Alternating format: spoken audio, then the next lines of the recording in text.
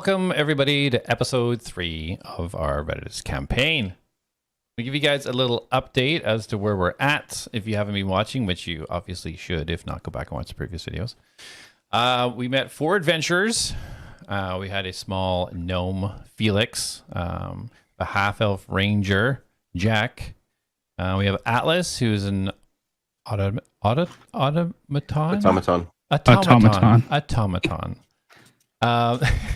And then we also have a very cocky bard, confident, goes by the name of Darius. So these 4 people, they met. They were all in islands. This world that we're in has been fractured from some sort of cataclysm about 200 years ago, and they're all from separate islands coming together, supposedly for some sort of tournament, which is to help their island gain resources and help them in the generations coming forward. They got aboard this boat. We had Jak had a full team of 4, A.T.L.A.S coming on with a full team of 4, Darius and Felix joining in solo teams, where were given the opportunity to present themselves as a team, which Darius decided that wasn't a good idea. Completely announced that he's amazing and only needs himself. They proceeded on the boat. An event happened, which left them scattered across an unknown beach. They uncovered an injured half-orc, which they helped up to get ready to find out what's going on. They encountered 2 other people on the beach, what looked like some sort of human wizard and another half-orc. A little bit of conversation back and forth. Darius trying to convince them that they were from the Merchants Guild, which the human that he was speaking with, the human wizard, was a little bit taken back and had explained that the Merchants Guild hadn't been by in decades. But once quizzing them, uncovering that the contestants here have keys, these crystals that were embedded in their chest on the ship to give them entrance to the tournament. Once he found that out, he kind of dismissed them and walked off with his half-orc friend down the beach. They proceeded up the dirt path, came across some strange foliage, which they started to then fight as it came alive. Fought some undead vinelings, getting access to a building, which turned out to be a chapel. So after some good problem-solving skills, activated a special statue that basically became like invisible, kind of shimmered and became see-through, like an illusion, and a stairs downwards became unveiled. Without missing a beat, Darius charged his way down the stairs. We have pretty much everybody else in the chapel as this had happened, except for our friend Jak, who has been in the tree with his Drake Reen outside as well, very cautious and wanting to make sure that they aren't going to get caught from the rear. So we're going to start now, and I think we will see what Jak is doing.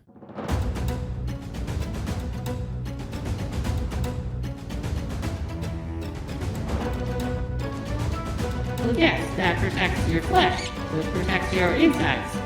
You wear double armor because you're weak. The wall, and then these weird zombies came out of the wall, and I threw grease on the ground, and then we killed them all, and then we went through the whole wall. A way to help out. You shouldn't be so hard on those that are willing to fight. I do talk in kind of riddles sometimes, and I don't always tell the whole truth. How are you now? How are you? Because I think that's something you should figure out before you get down there, don't you?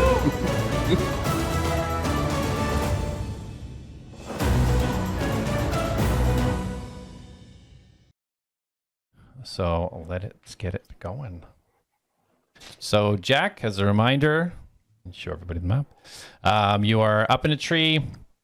A.T.L.A.S has just come out to call to you to let you know that they found something, and then that they're going down into some sort of entrance, and has gone back inside. You sent Reen over to kind of protect that doorway to make sure nobody gets in the door. So about 20 seconds have passed, and what would you like to do? So Jak is going to actually scale down the tree, and he wants to creep in the shrubbery back up to the beach to see if he can see these those 2 figures, to see if he wants to make sure that they're not being followed.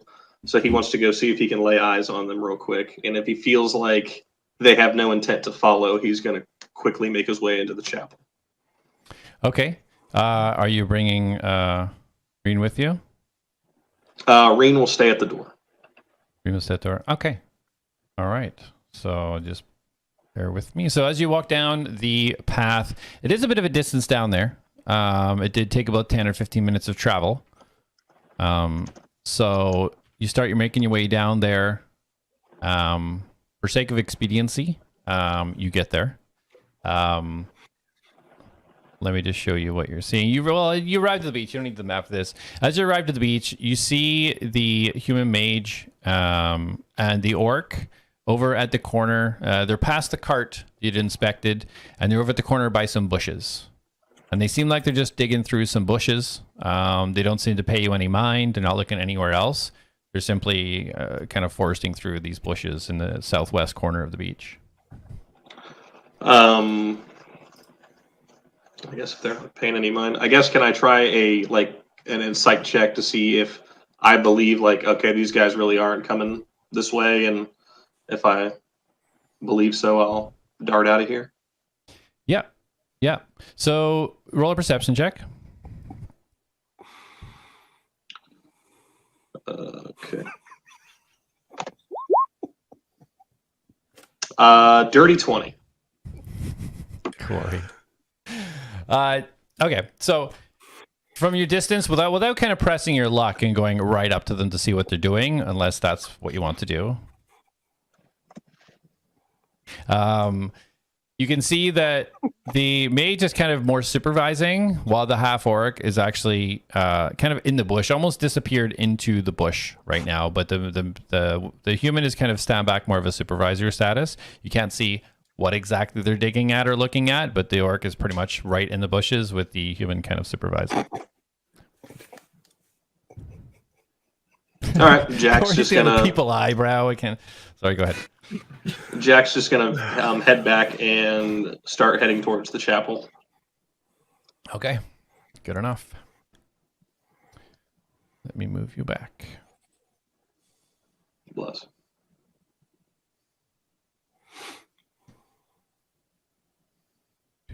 So, okay. So while you're making your way back, let us go to where everybody's waiting for. Just kidding, not under the chapel. We're going inside the chapel. So right now, Darius has ran down as quickly as he can, heeding no mind to everybody that's upstairs. So at this point, Felix, A.T.L.A.S, what would you like to do?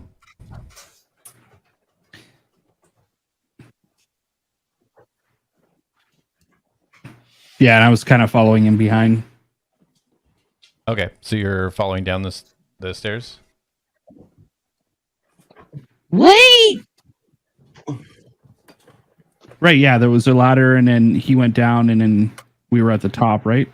Yep. Okay. Roll a dexterity check for me.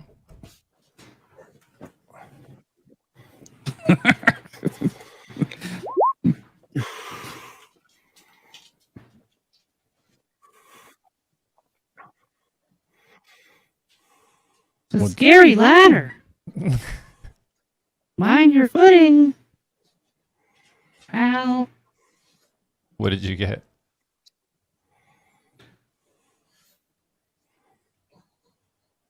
What's your... He rolled a 12. Oh, yeah, I'm not seeing your rolls. So, okay. So he goes down kind of haphazardly. His body, not exactly, it's kind of rigid, kind of straight up and down in the middle. So you kind of see this. He's almost bouncing his head and his butt off the side of the kind of the channel downwards as he tries to make it down. Kind of stumbles on the last few steps, and he just lands and kind of rolls a little bit and hits Darius in the back of his legs. No. And Felix? Wait. That was Felix. I haven't went down the steps. Oh, sorry. I thought you said you went down. That's why I was describing. No, but I'm happy to go down in that exact form after. I wasn't hearing Ryan. Can you hear Felix? Hold on. Can you not hear me? Okay, sorry. My bad. I can hear you now. It auto mutes you when you join, so you were still muted.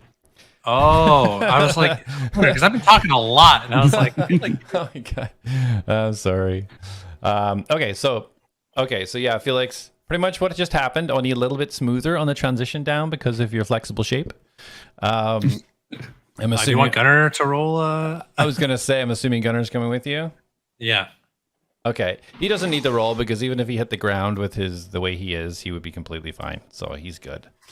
And Atlas, you are staying or following? Well, I mean, I don't want to burn through all that nice RP there, so I will follow suit. Alrighty, let's get you guys into the basement. So I roll into the back of Felix, then I would say. Yes, there's now a stack behind Darius. Yeah, we all just bump into Darius. How about that? Why Oh, not? so sorry. We don't have many ladders where I'm from. Very horizontal type island. Jeez, Darius, you were going a little bit fast for us. Don't worry. We caught up. I'm not worried. I wasn't worried. I was just going normal you must speed, not which have I guess realized. is fast for you. Well, you do have longer legs, so I do you gotta indeed. keep Very this long in mind. stride.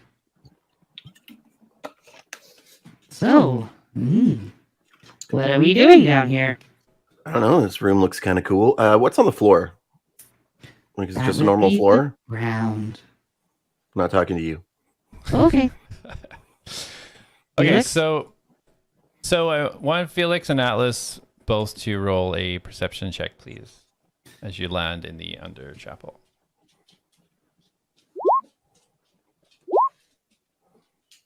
$13. Okay, 16. 16. Okay, and you both have dark vision, right? Correct. Yes. Yes. Okay. All right. So as you land, after brushing yourself Activating off, night mode. you find underneath your feet, where you expect kind of like a dirt or rock or something, you find this really fine finished marble. The craftsmanship is amazing. It's flat right across. The walls, again, the craftsmanship is just definitely not what you'd expect for being underground like this. Straight ahead, the room is somehow still lit. It's got torches burning from what you can see on the outsides. And then in the center of the room, there is a circular platform. And then surrounding it, there's five pillars with some sort of spheres sitting on top of the 5 pillars. Okay, I want to just go in to where I am. So like just past the wall, and I want to look around. What do I see? Okay. Let me open it up for you.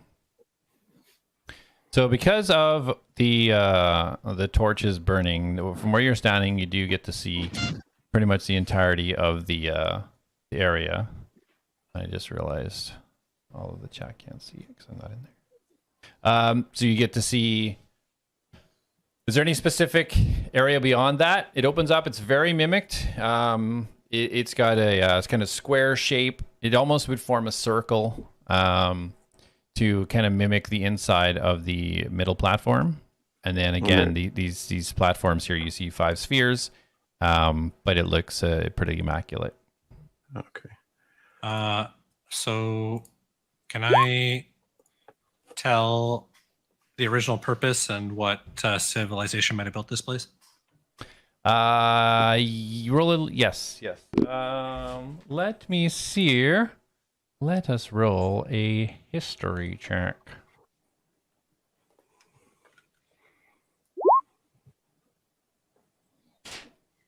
$14. Okay. So you do. You understand this is from an extremely old dwarven race. And if you can roll an investigation for me as well, please. 10. Okay. So with your background and research, you've heard about this dwarven race that they were hired for only the highest end of preparation. So only the people of extreme wealth notoriety would have been able to hire these this clan. And the pedestal that you're standing right in front of, and you can see that stone sphere there. You actually recognize that specific type of stonework, which I'm going to share something with you right now.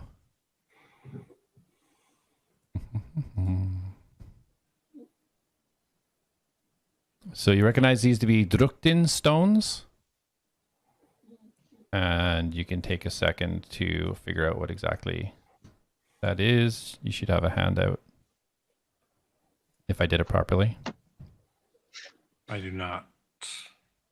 Hey, Darius. Yes. Do you know where we are? Under the chapel? Right. Oh, I do have it now. Yep, there it Just is. checking. Okay. Did anybody You else seem get to that run pop into up? rooms very quickly. I got excited. I solved a puzzle. Well, I guess you technically solved it. I just was the piece to solve it. That's fair. So while Felix is inspecting the sphere, we'll flip over to Jak. So Jak, you've reached the outside of the chapel now. What would you like to do? As I get up to the chapel door, I'm gonna, as I'm like walking up to it, Reen's obviously laying there. I'm just gonna pet her on the top of her head and kind of tell her to follow me, and we're gonna enter the chapel. Okay. So as you enter the chapel, and I manage all of these maps. Eventually, we'll be on the same map. Maybe for 5 minutes. As you enter the chapel, I have to bring your characters in. Son of a gun. As you enter the chapel, you see Dahorn is still upstairs. He seems to be just kind of rousing himself still, getting his bearings. You see the right to your left and right, you see kind of like cloak racks up against the wall. You see some dirty old cloaks and stuff laying there. You see a fireplace to your left with a painting above it. To your right, you see some sort of box with, you've never really seen this before, but it looks like some sort of musical instrument. And then some pews lining the middle, and then leading up to a statue at the end of the room. Gotcha. I'm going to be confused when I walk in to see nobody else in here except Dorhan. Where's everybody at? They found an entrance by the statue and headed down. I'm just gathering myself before I go down. I haven't heard anything though. I think it must be safe. Or we're all dead. Is there a fire in the fireplace? The fire is not lit, no.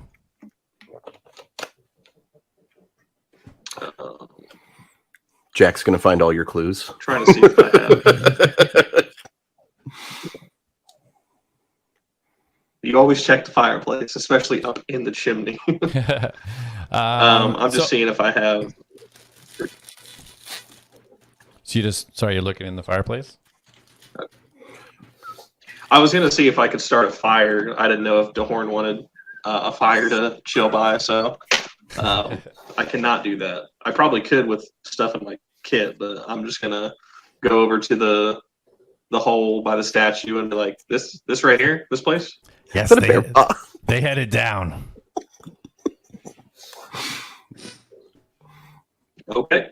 And Jack's going to look at Reen and point down into the hole, and then he's going to make his way down the ladder. All right. So Reen's coming down with you? Yes. Okay. So, being who you are, no need for a dexterity check. You very easily slip your way down, almost not even touching the rungs, head above your hand, and just slide right down. As you see, you get down near the close to the bottom, you just spread your feet slightly to slow your fall, and then just do a little superhero landing at the end, looking around, ready for whatever's next. Perfect. So let me give you somebody to work with in here. Ooh! Okay. Hey, Jak! We found a room! Atlas? You did. It's kind of large down here. Darius says that it's under the chapel, so that's where we are if you are ever confused. Felix seems to be very, very interested in this place. Yeah, so Felix is has been examining this stone that's on this pillar like very intensely, like looking all over it and kind of pondering for a bit, and then kind of like rubbing his hand in certain spots and then tapping his head. So I'm going to mimic Felix, except I'm going to push on the sphere. While you're pushing, it doesn't move. Okay. Damn it, I was hoping it'd fall and shatter or something. And Felix just kind of stands back and crosses his arms and says, I think we need fire. I've heard of these before. I'm pretty sure. Drukden stones? There should be some kind of hidden message in these, but we need some kind of heat to see it. The torches, do they come off the wall? Roll a strength check. Oh boy. A bard's specialty. Come on, dice. Hey. Oh, I could not have. -1. -1 +1. You heave with all of your might to see absolutely zero movement on the torch. Oh. All right. Hold on. Do I have any in my... They are lit, right? Yeah. I'll say Jack's just going to get a torch out in his tinderbox and he's going to strike up a torch. Yeah, I have a candle in my bag. I'll light a candle off the torch and I'll go hold it to one of the spheres. I'll, like, carry it over very gently. Like. Okay. Okay. You carry it over towards the sphere, and you see the sphere now up close. It is almost perfectly smooth on the outside. And holding the torch up to it, you see nothing change. And like it doesn't light on fire or anything when I hold the fire to it? It does not. So Felix, what are we supposed to do with this? Jack's going to hand his torch to Felix. Felix takes it and tries holding the fire to the rock, and then he takes it back and he thinks and he goes and he says, "It should be working, but wait, no, this is wrong.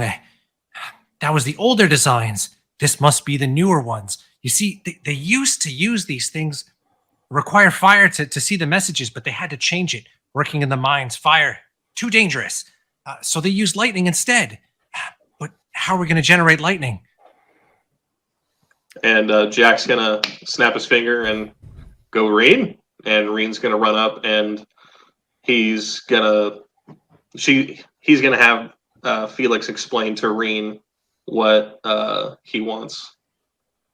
You just need to expose the stone to lightning. It just needs to be struck by lightning, and then we should see whatever the hidden message that the dwarves have left for us. Fair enough. And he's gonna point at Reen and the orb or the rock itself, like that it's on. DM. Well, it's your call. It's not going to tell us.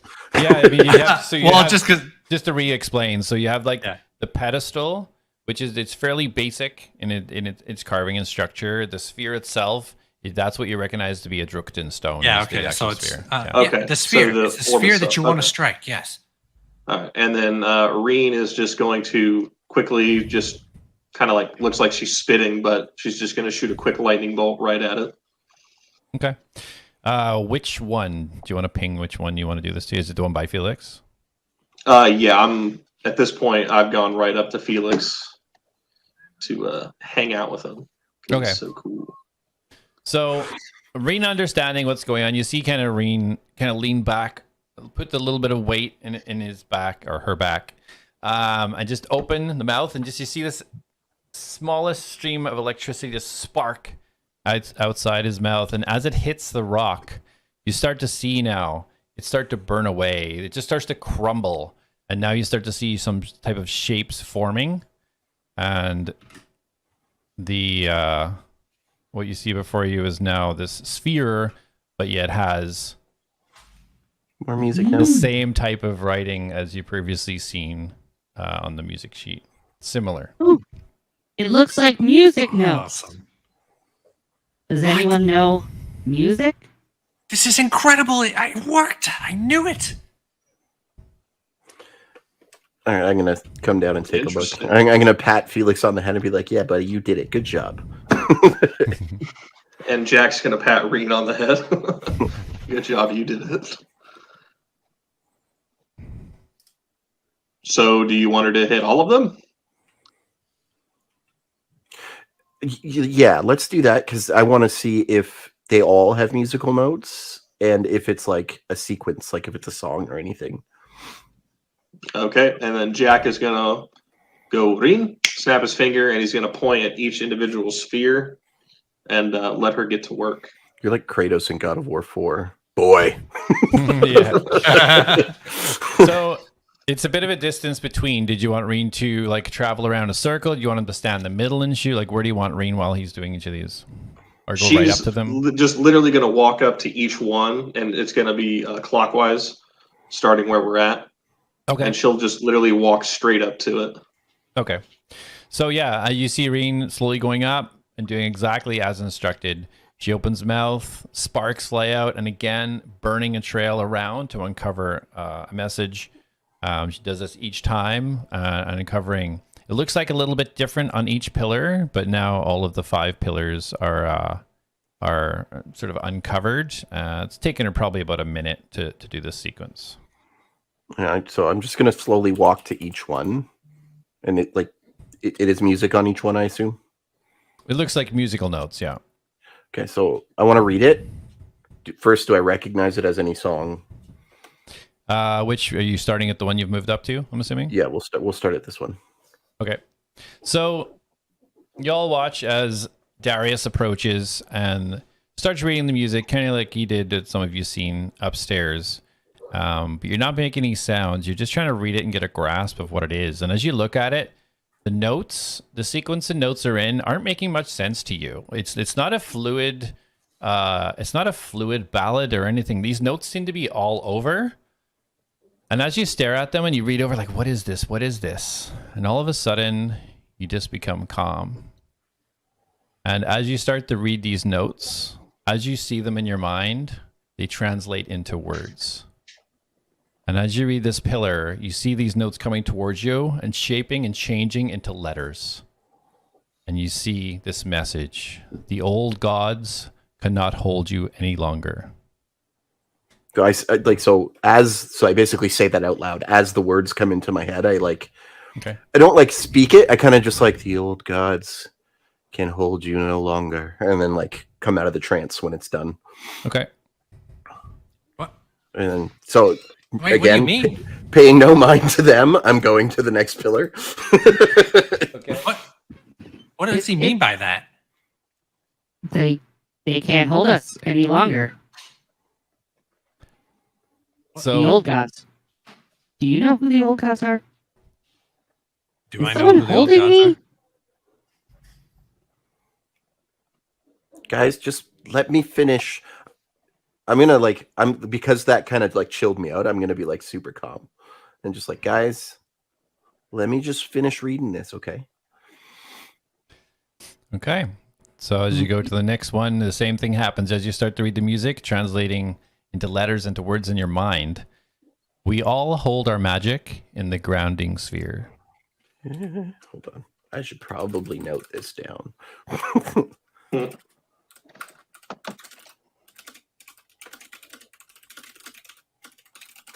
We all hold our magic in the grounding sphere? The grounding spheres. Spheres. Okay. Jack's Same not here thing. for puzzles. So as the words enter my mind, it's the same thing. We all hold our magic in the grounding spheres. And then next. Okay. Sorry, Jack, what'd you say? I said Jack's not here to solve the puzzle. He's just gonna watch. So while Darius is moving around doing these pillars, did anybody else want to do anything while he's doing this? No, I'm just watching. I'm chilling. Yep. Actually, I'll So probably. Jack will- Questioning what Felix is following Darius around the whole time. Okay. Jack's gonna walk the outside, like check the corners and stuff like that as that's going on. Okay.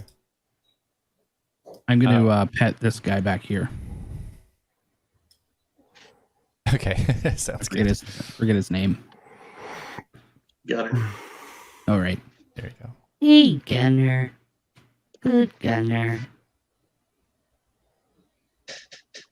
Does he purr? I don't know. Does your fox purr? Yeah, he doesn't really. He just kind of stands at the ready, kind of watching the ladder, and he. I don't know if Atlas will find it strange or not, but he doesn't really react to being pet at all. Yeah, I don't really pay much mind to that. I'll just keep petting him. Okay. Jack, I want you to roll investigation. Jack, please. I'm just gonna use D&D Beyond.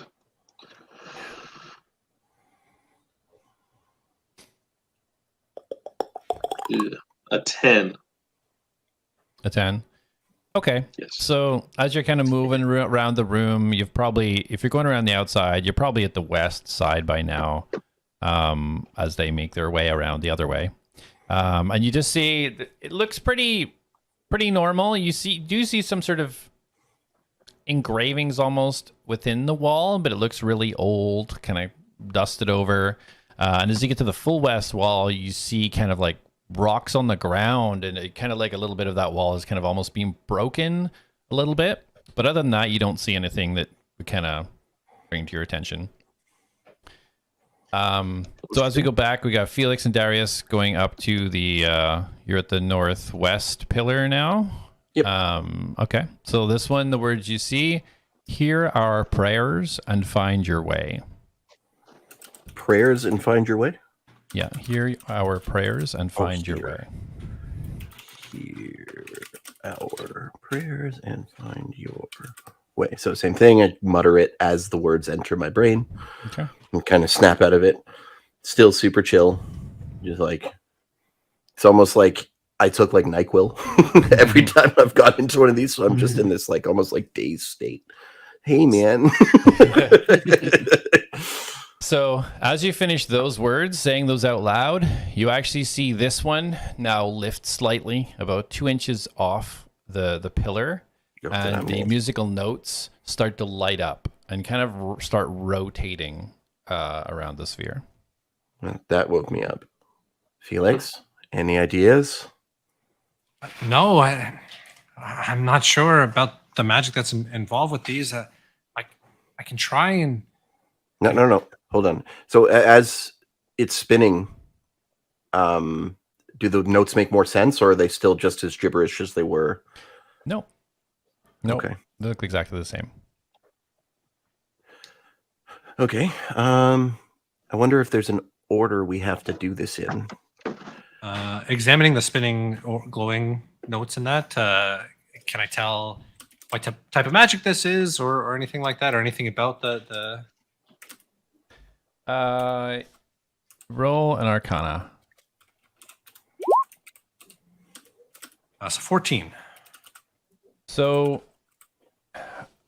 other than knowing the type of material that this is being infused onto, and understanding that it isn't a type of infusement of magic, you can't really tell. This seems to be some sort of unique infusement that you haven't experienced before.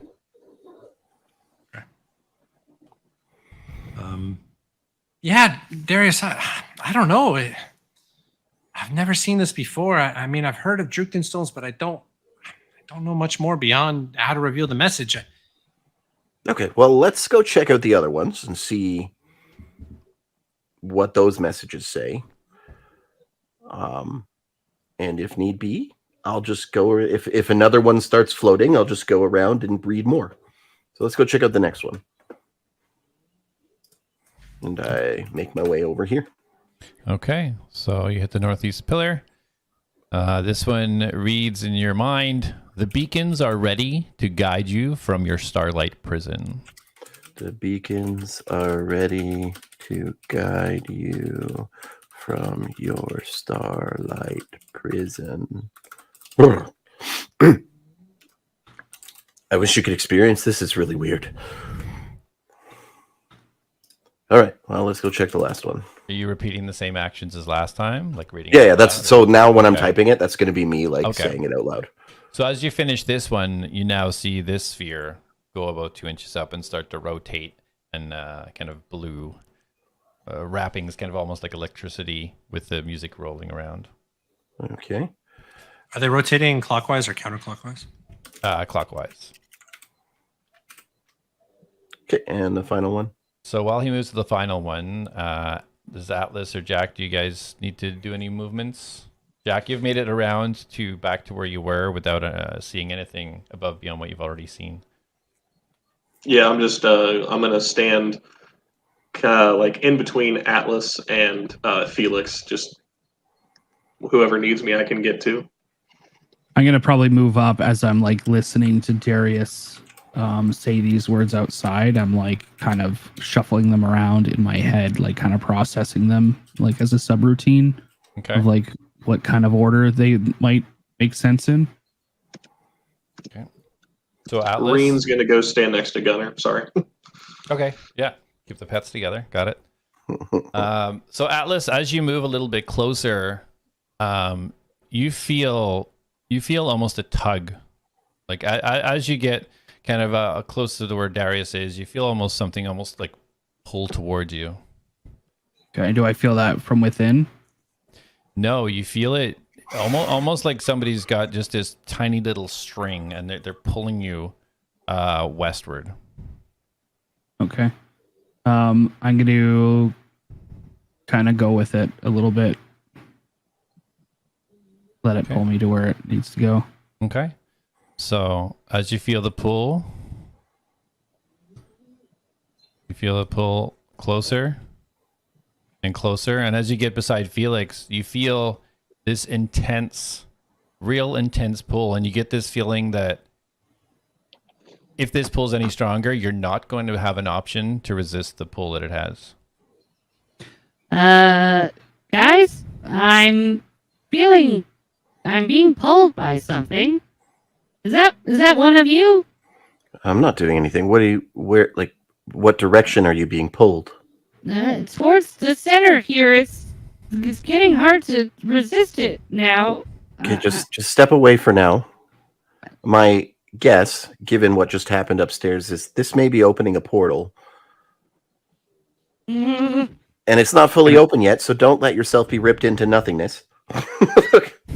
Yes, that is great advice. Jak takes a step back. Can I pull back? You cannot. Can we help him? Not letting me. Do we feel the pull at all? You don't feel anything beyond what you've been feeling since you've been in this room? No pull. Okay, Felix will grab Alice's arm and try and step back and drag him back towards the ladder. I want to test something.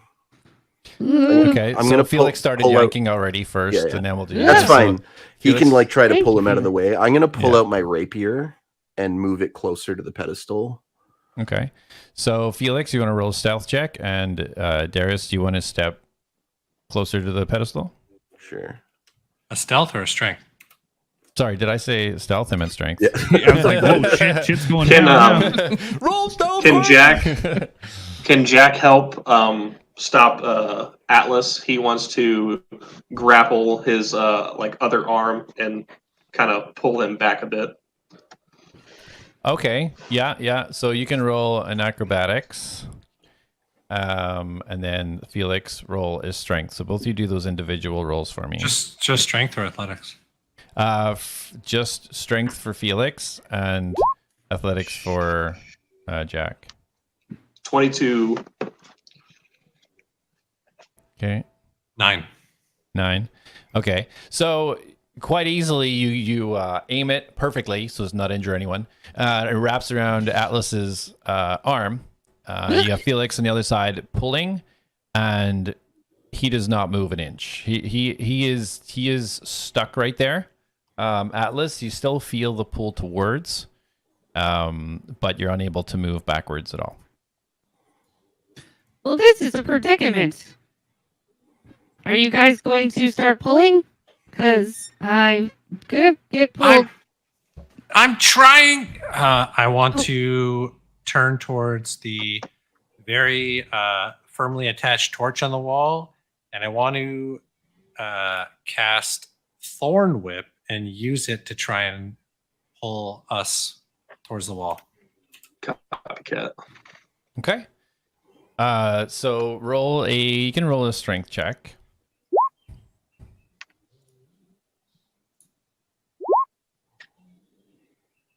Eight. So you grab the torch and you pull yourself a few feet. You have the choice whether to hang on to Atlas or to let him go, but Atlas does not move. Oh yeah, so I you see Felix lift his left gauntlet, which is kind of the bigger, bulkier one, and it outshoots kind of like a barbed cable as he casts Thorn Whip, and it wraps around the torch. And he just tries to pull with that arm while his other hand is holding onto Atlas, and just kind of his arms are just stretched out, but he refuses to let go of Atlas's arm. While he does that, Jack's going to grab he's going to copy him. He's going to grab his torch and he's going to start retracting. So it's like try to reel him in and see if it does anything. Okay, and so Darius, with your rapier, what are you doing? I just want to hold it towards the thing to see if I feel any pull. Right. So yeah, so you extend your rapier out towards it, and you feel nothing. You just feel air right there. All right, so that theory's out of the bag then. Okay, so I'm gonna put it away, and I'm gonna move, kind of like in front of Atlas and try to push him back as well. Okay. So roll a strength check. Darius, you really need to help us out here. I mean, this isn't my strong suit, but I'll do my best. Jack's hanging on, and he's like, maybe push him in. I would wait until I get all the spheres lit. Jack, come here. Come closer. It's gonna kick him. Jack, come here. Quick. I'm trying to make sure you don't fall in here. My strength check was 11. Sorry, I forgot you. Come over here. Is me pulling on him not doing anything? No. So you now have Felix with the Thorn Whip hanging on to Atlas with one hand pulling, Jack with the grapple hook again trying to reel back and pull, and Darius is trying to push Atlas away from the center. And with all of this, still Atlas cannot move. You know, See if your dragon can help us. I'm very concerned. I don't think we're with moving him. the strength of the group. We've all had poor strength checks. I wore the wrong arm. Jack, come here. Jack, I'm here, buddy. come closer. And Jack's gonna look at Darius, and he's gonna like give him like some serious eyes, and he's gonna go like this for him to scoot out of the way. Yeah, apologies. I'm gonna head back over towards the pillar. Jack. And look into my eyes. Jack is gonna give Atlas a shove. No, look into my eyes, real quick. Look at my eyes. Are you looking at my eyes? Okay. As he's looking, he's just gonna... The eyes will flash yellow, and his eyes will flash yellow, and I'm casting guidance on him for hopefully another strength check. He's pushing you into the portal. I hope you know that. He's not pulling you out. I said I didn't roll a strength check at all. I only rolled the acrobatics check. He didn't tell me to roll anything. So try pulling me away. Pull me away. As you approach, Jack approaches Atlas. Atlas looking up just into Jack's eyes, of I'm going to help you so that you can help me. Jack just looking at him, just pushes Atlas right into the center. That's what you said you were doing, right? You said you pushed him? Yes, no going back. Is this contested by Felix still holding on to? It's in this case, it's not. So Felix, you lose your grip of Atlas, and Atlas, you feel the pull that was just getting to the point of uncontrollable now sucks you into the middle, of which I can't place you in exactly the middle. It sucks you into the middle. And now that you're there and you guys are closer, you see almost a spherical kind of dent almost in this pedestal in the middle. And Atlas, this whatever energy this is, it stands you upright and almost sucks you into the ground. Like you're sort of compressed. You're not hurt, but you're compressed to the point where you can literally swivel your head. You can talk and see, but you're unable to move from that spot. You're now locked in the central pedestal part. Crap. All right, hang on, buddy. I want to try something. Okay, so Alright. I'm going to go back up to the northeast pillar and say the words again. The beacons are ready to guide you from your starlight prison. Okay. Nothing happens. It continues to still rotate with the kind of blue lightning going around the musical notes. All right. Well, I hope this doesn't kill you. All right, I'm Me going to read the too. notes on this one. Okay, so southeast pillar, you begin to read the notes. Bless this world yet again with your power and guidance. Bless this world yet again with your power and guidance. And as you finish the words, again, this one now lifts up, starts to rotate. Exactly the same as you've seen the previous two do. Okay. Is everyone okay? Does anyone need assistance? Are you okay, You Atlas? need assistance right now, my Do friend. not worry about me. My goal is to assist in any way possible. Okay, I'm going to go to this pillar, and the old gods can hold you no longer. Okay, as you finish the words, the sphere moves up, starts to rotate. There'll be electricity around it. All right, 1 second. Jack, why'd you push him? Why would you do that? We're trying to pull him out. Well, 3 grown men were struggling to pull him, and he couldn't move. So, give him a little but push. I could have It done doesn't that matter. myself without We, the we push. can't give up on our friend. We didn't give up. He's doing his thing. We're good. We got time. Felix, are we friends? Yeah, of course. Oh man. Okay, statue, you can take me now. Okay, and when he says that, I read to the final pillar. We all hold our magic in the grounding spheres. Okay. So as you finish reading the final word, you see this sphere move up, start to rotate, and this blue electrical energy start to rotate around it. And then you all see Darius now. His eyes just go white, and he's standing perfectly still. And you hear a voice that you almost don't recognize. Hear our prayers and find your way. The beacons are ready to guide you from your starlight prison. Bless this world yet again with your power and guidance. The old gods cannot hold you any longer. We hold all our magic in the grounding spheres. And all of the lights extinguish immediately. You're all standing in blackness. Atlas, you immediately go into stasis. Everybody else, you see in this blackness, you see what looks like stars in the sky. It almost looks like you're outside and you can see the stars. There's this red energy starts to build from Atlas. And you see it shoot out in a stream towards the first pillar, the second pillar, the third, the fourth, the fifth.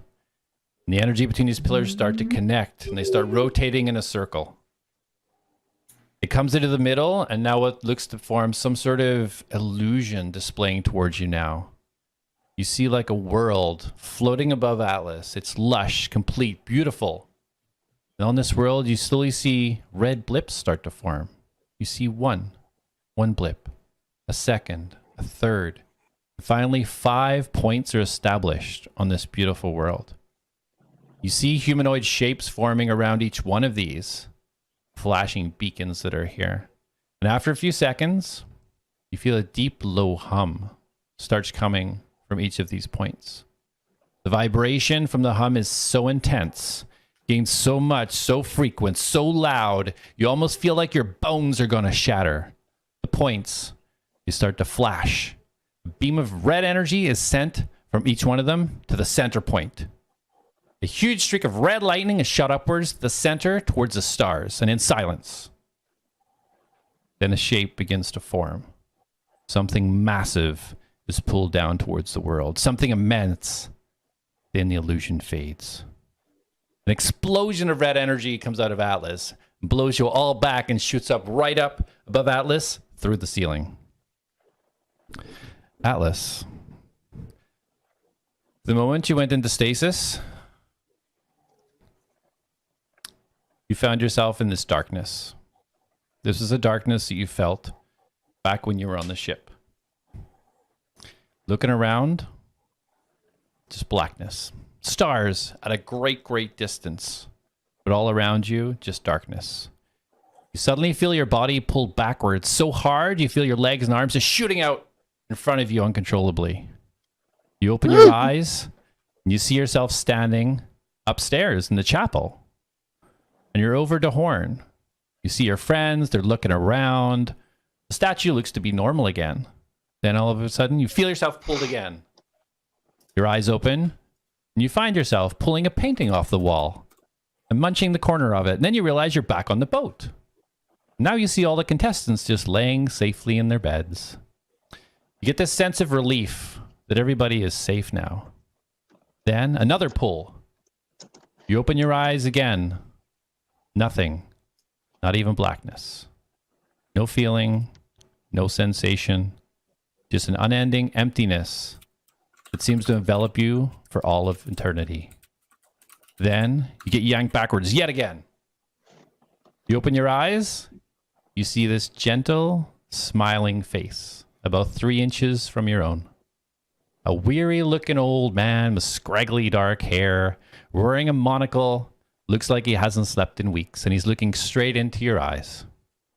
You're not sure what family feels like, but if you had to guess, then sensation would be it. The man speaks.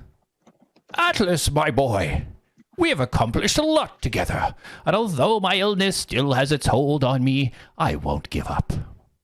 People are coming to take me away, and I know that can't be avoided.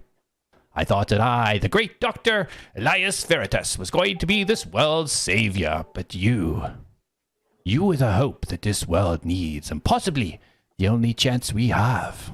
He shakes his head. Man? Things are not supposed to be the way they are. I doubt we will meet again, and for your safety, you will not even remember who I am if we do. I must erase everything to ensure you don't fall into the wrong hands. He pats you gently on the head, and he gives you a purple flower to hold. You look at him, you hold it towards him with both your hands outstretched, and he smiles. Goodbye, Atlas. If you can hold anything at all from this, please, do what you can for this world. Help it, Atlas. Help. Help. I will. I will. Help. I will. And then blackness comes over you. You open your eyes, and you see all of your friends standing around you. So Hello. everybody in the area, I want you to take all the effects of a long rest. Oh, thank God. And Atlas, as you open your eyes and see all your friends around you, you feel almost like a little scratch coming just below where your plate is, where your neck is. You feel almost like a scratching there. So peculiar. Was I damaged? Am I still catatonic? So all of you now you are knocked back 5 feet, but you are all conscious. Okay. Darius, you are conscious, but unable to move at the moment. You're kind of recovering. You're just taking a few seconds to gather yourself. Okay. Did someone power me down? Felix will run back up to Atlas and take out his tools and immediately start casting mending and just trying to examine him, like kind of frantically, like, Atlas, are you okay? Are you injured? He's trying to look for any damage. Okay. I don't feel any sort of problem with my systems. I feel like I've been in stasis. Was I powered down? My memory banks are malfunctioning. All this energy came exploding out of you. I can't even explain it. I mean, if I wasn't so worried about you, it would have been incredible, awesome to witness. But I just wanted to make sure that you're okay. I think I am okay. I Felix, can I ask you something? Yeah, of course. Do you dream? Yeah, I dream. Can you tell me what dreaming feels like? Well, dreaming is kind of confusing sometimes. I mean, it happens while you're sleeping, and you don't really know that you're in a dream until you wake up. I think I was dreaming, but I've never dreamed before, so I couldn't really tell you if that is what happened. But are you familiar with my race of people? I guess you could say. Are you familiar with machinery like me? I mean, to some degree, but whoever created you, I mean, you're so far advanced beyond anything that I've ever made. Gunner's my greatest creation, and as incredible as he is, he's not. I mean, you're like a person. Well, I am not, unfortunately, a real person, but I strive to be more like a person. Do you know, or do you think that Gunner might be able to dream? No, I don't think so. He really is mechanical beyond all else. Okay. Well, maybe I wasn't dreaming then. Maybe I'm malfunctioning. I don't know. But you're so different than he is. It's not impossible. So many things that you've done so far, even just how you are and the way that you talk and think and seem to care about things. It's so far advanced. You really are like a person, Atlas. That's how I feel anyway. Thank you. Am I free from where I am, or am I still stuck? You are now free. Yeah. If anything, you feel more energized than before you went there, but you are definitely free. Okay. I'm going to just reach in and give Felix a hug. Thank you for saying that, Felix. Yeah, Felix will hug him back. Yeah, no thanks necessary. I'm still amazed by you. Well, I never thought I would ever meet anything like you or anyone like you. Well, I'm pleased to meet you as well, and I don't know what I am really, but all I know is I'm here to help. So if you need help, you can count on me. Does anyone need help? Like, is everyone okay? Jack's gonna pat them both on the head a little bit and go, "See, we got something done." And then he's gonna just go back over to Reen and Gunner and kind of stand over there. Can I be unconscious for all of this? So,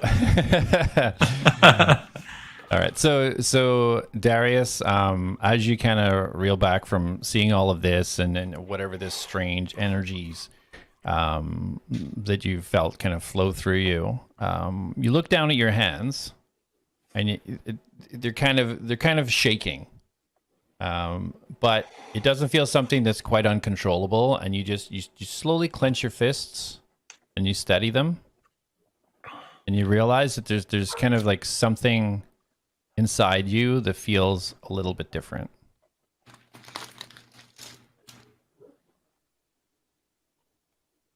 Oh, is that what happened? That's cool. So that happened. So Jak, sorry, you were. What were you doing during this? Sorry. I was just like, I was standing next to, like, I went up to check on A.T.L.A.S as well, but Felix took the lead on it, so Jak was just kind of standing there. Perfect. So as you guys are both kind of watching Felix, or sorry, A.T.L.A.S, making sure he's okay, and you've watched this warm embrace between these two very eager people wanting to make friends. You actually see this small green kind of eye kind of popping out from underneath Felix Atlas's collar, kind of looking around, almost scared.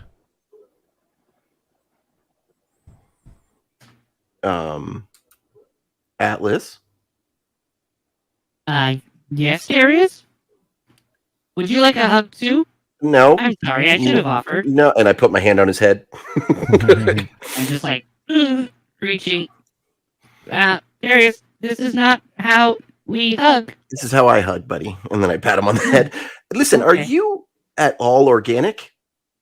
No. Well, I mean, I like to wear some organic fixtures upon my head, but no, I'm not organic. Then what is on your neck? Sorry, repeat the question? What is on your neck? I have a type of alloy. No, what is on your neck? Felix, what is on his neck? What? I don't know. What is that? I don't know what just happened. Okay, it was weird. It freaked me out.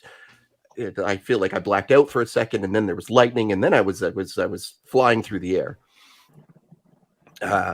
Are we making this about you? Is that what we do? No. I just want to make sure that I'm not, like seeing things, or maybe I have some type of medical condition where, I need to see a doctor. You have a medical condition? I don't can help know. with that. Can you scan my brain? Do you have a temperature? You tell me. Can I do a medicine check on him? Certainly. Scanning. Rolling.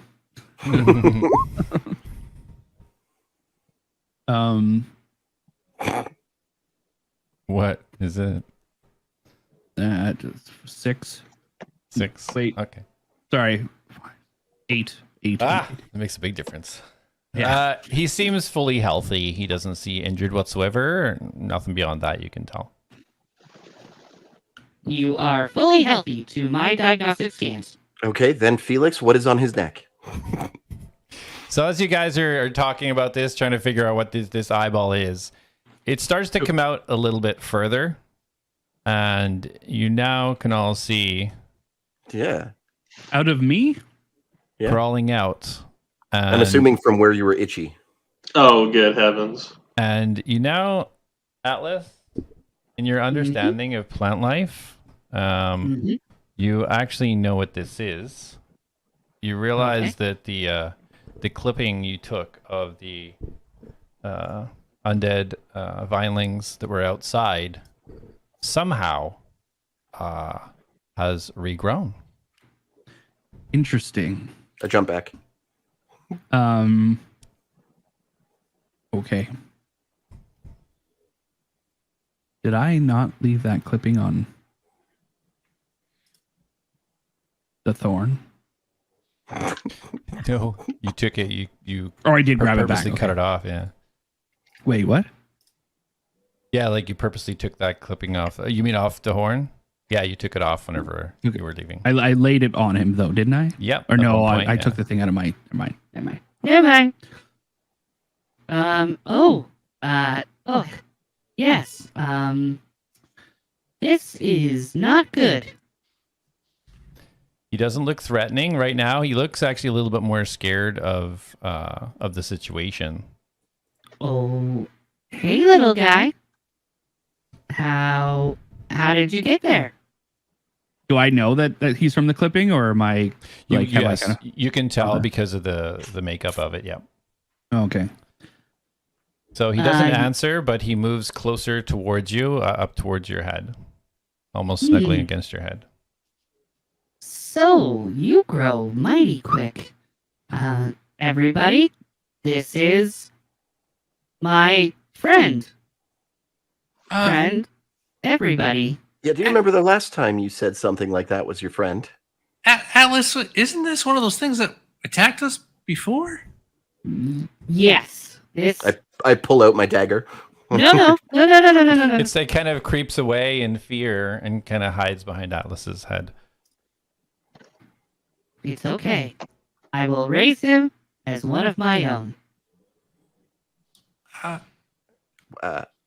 What does that even mean to you?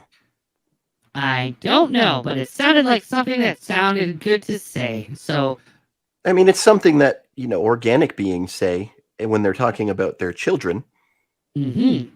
That's why I said it. You can't have children. And now I can. Are you sure this thing's not just going to attack us at some point? Or like in our sleep, take over our body? Like what? Oh, yes. Is that a thing that can happen? Possible occurrences. That is definitely something that could happen. But I clench my dagger and walk closer to him. No. Think of how good of a friend he could be. He's green. He's a plant. And I can tell you that 100% of his kind that I have met have tried to kill me. Would this fall under anything like because Jak knows speak with animals? No, so would this be something he would think would work for it, or would that be more of speak with plants? Plants. Well, not even actually. Darius, I haven't really read a lot about plant creature things, but do you know about plants that take over our bodies in the middle of the night? Because that sounds really horrifying, and I'm a little concerned now. No, I don't, but those things out there look like they were people who were enveloped by some type of plant. They look like zombie people. So am I familiar with this plant? Like, I know you like. So not previously. So basically, your knowledge so far on this is knowing the makeup, matching what it was from outside, and knowing the aggressiveness in comparison to what you're seeing now. And that's really all you know. Okay. Well, Atlas, see if you can command it. Listen, I know you guys are terrified of this creature's other siblings, we could say, but I just need you to know that Filbert will not be a product of his environment. Can you tell him what to do? Yes, I can. His environment Filbert, isn't what I'm concerned about. Filbert, it's his be nature. cute. And you see Filbert, he looks a bit trepidatious, but he does step a little bit across his shoulder, and he does like a little Running Man sequence. And then for a few seconds, and then stops, and then goes back and hides behind his head. Wait, how'd you know what his name was? Oh, that's just the name I gave him just now. Oh. How'd he know what his name was? How does he understand what you're saying? I have answers for none of those questions. Well, Darius, you said you know about plant things, right? Did plant things speak common? Because Atlas is just speaking common, and it seemed. When did I say I know about plant things? When did I say that? You said you knew about plants that take over bodies. It seemed like you had kind of No. You said you know lots of lore. You told me that. No, I said 100%. Okay, hold on a minute. Back up. Felix, I said I saw what its kind is, and all of the things outside looked like people who they had taken over. Atlas. Did they? I said 100% of its kind have tried to kill me. Not 100% of plants have tried to kill me. Okay, but just to be clear, Darius, you did say before that your whole thing is that you know a lot of things. So yeah, I know a lot of things. He's got you. Yeah, remember, Darius lies. He's a compulsive liar. Yeah, I'm starting to believe that might actually be the case. Atlas, can you give him a real command besides be cute? Can you tell him to crawl down your body, run around, and then crawl back up you or something? Or tell him to go stand next to my foot and slap my shoe or something. I want to make sure this thing listens to you to a T. Listen, we just met. I don't really want to be very demanding of him, or her, or whoever he tries. They try to. Very confusing situation right now. Filbert, that is your name now. Please come out. Everything's okay. And maybe, if you know how to, do this. And I just like wave at everyone. Okay. So Fibber climbs up in his shoulder. He actually hops up on top of your head and kind of like, he gets on his knees first and tries to stand up a little bit, kind of losing his balance a little, but then he just starts waving both hands and then quickly scampers back down onto your shoulder. Yeah. You work on that, and I'll trust you. Trust me? Both of you. Oh, you don't trust me? What have I done? You're fine, but if you're so willing to make friends with something that earlier tried to hurt us, Well, see the I like concern? to look at the good in everyone. This is why I travel with you folks. Wait, you don't need to sleep, do you? I do require power downloads, but my sleep isn't exactly how you would sleep. Good. When we're resting, you have to stay awake. If you want to keep that thing, I am not being in a room with you where you cannot watch it. Okay, I will stay awake completely the whole time. And I just turn to Felix and I just give him like a big, obvious wink. No okay, problem. Okay, All right, well, very well. let's stop concerning ourselves with this. I think we're kind of forgetting something here. Did anybody else see what happened when Atlas was in the middle of the thing in the room? I think all of us saw it except Atlas. Yes, I have no idea what happened. It was interesting, but I don't want you guys to be mad at me for pushing Atlas into the center of the room now, because we got stuff done. Yes, Well, I I completely don't understand. think it would have made a difference. Even if he hadn't have moved towards it, I think the more I activated these, he would have been pulled in anyways. But why? Why was I pulled in? That's what I would like to know. What do you know That's about what this I would place? like to know as well. Maybe his technological advances reacted to it. I don't know. Felix, isn't that your domain? I mean, this is beyond my area of expertise. Atlas is so far advanced of anything that I've ever created. Darius, were you removing your character? Are you actually moving your character? I was gonna say I'm trying to sneak behind Atlas, but then he started moving, so now I'm just playing with Corey. Okay, so just know if I see you guys move your character, I'm going to assume you're moving there. Yeah, that's fine. And act accordingly. I am willing to take full, because I do this in every game I play. If I end up stumbling upon a trap or a monster, I take full responsibility for it. It's totally fine. So I do want you to roll a perception check, Darius. Okay. And I am actively keeping away from Darius. Okay. 11. That's fair. I would too. 11? Okay.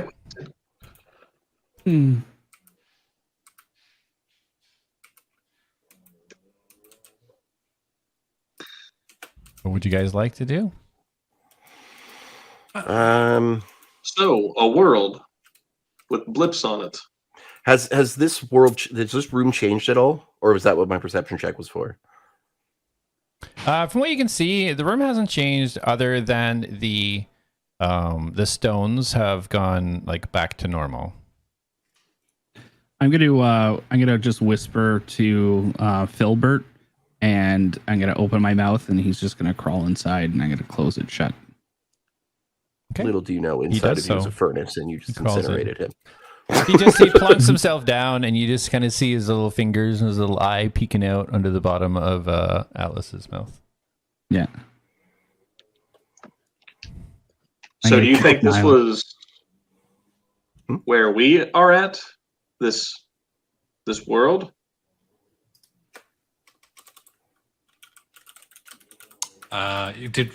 Is the map that we saw recognizable at all as a map that we've seen before? Like, no, it is not. No. Okay. So it doesn't Sorry, look like... my apologies. Felix, can you roll a history check? Wait, you guys seen a map? 17. Okay, so you do recognize this map from your research, and this is the pre-cataclysm map. What it would look like pre-cataclysm. And the five, because you said that the blips started to turn into humanoids. Did we recognize them at all? Humanoids appeared around the blips. They didn't turn into humanoids. So, does everyone want to maybe tell me what they seen while I was dreaming? You want to give me that thing in your mouth? Nope. Well, there's your answer. Well, we saw a map of the world before the cataclysm ripped it apart, but beyond that, I'm not really sure what to make of it. Can you describe this map? I describe what I saw. Does it coincide with what I seen? It does not. Map-wise? It does not. Well, so roll an investigation. Who? Me? Yeah. Yeah. Let's see. Okay.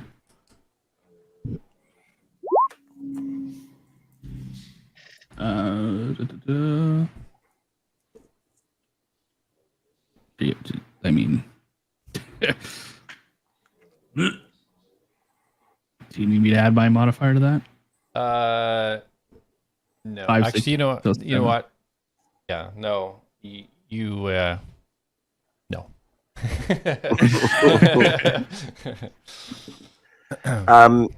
So do we know what the world currently looks like? Are you asking me or are you asking your fellow players? Well, you and then them. If the answer is no, then I don't know what the world looks like. So, well, just as a kind of recap of the foundation, once the islands shattered, there was no way to communicate island to island. So that's why I wanted, because I don't know if we know if that information was ever shared. If we saw it, was there anything on the boat that showed the current state of the world? There might have been. No. I guess we didn't look for it. Okay, because the next thing, so this is to the group. Do you think those 5 dots that we saw represent the islands? I figured they represented the orbs in front of us. Well, maybe those orbs represent the islands. Well, maybe. Has no one seen a map of the islands before? How could we? There's no way to map the world. Have you?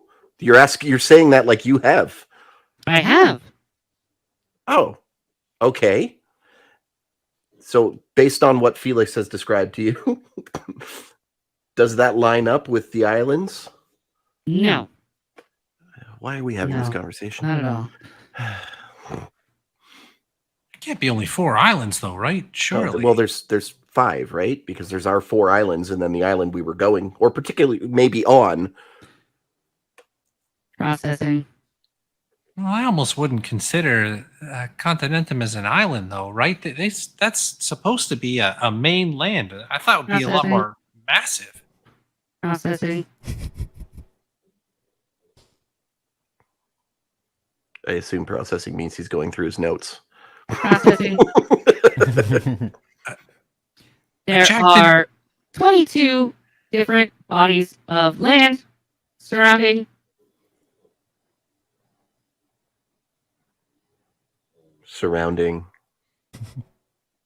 Processing. Man, someone needs to upgrade your CPU. Would you are you going to explain the details of the map, in which case I can speed things along? Here. Speed things along. So I tell, I'm like, I want to do this cool though. Can we turn the lights down low? The lights have come back up after the event there, so they haven't. They have. Sorry, yes, they have. Oh, okay. So it's literally as if you had just walked into the room. Yeah. I assume they're magic torches then, because they turn themselves off and on again. Can we try? Okay, so can we try to? Hey Darius, can you try to put this light out over here? This flame. I examine the wall for a dimmer. Roll investigation.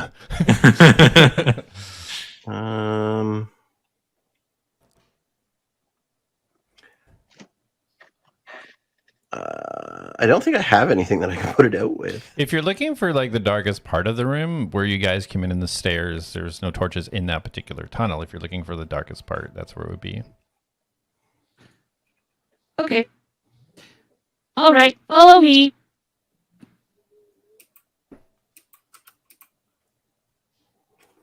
And my eyes start to glow really wide, and I start like I'm looking towards the dark corner of the room, and I just start projecting like almost like shifty magic face type imagery until a map comes into focus. And I'm epileptic. I'm now having a seizure. Thanks. No, I'm just kidding.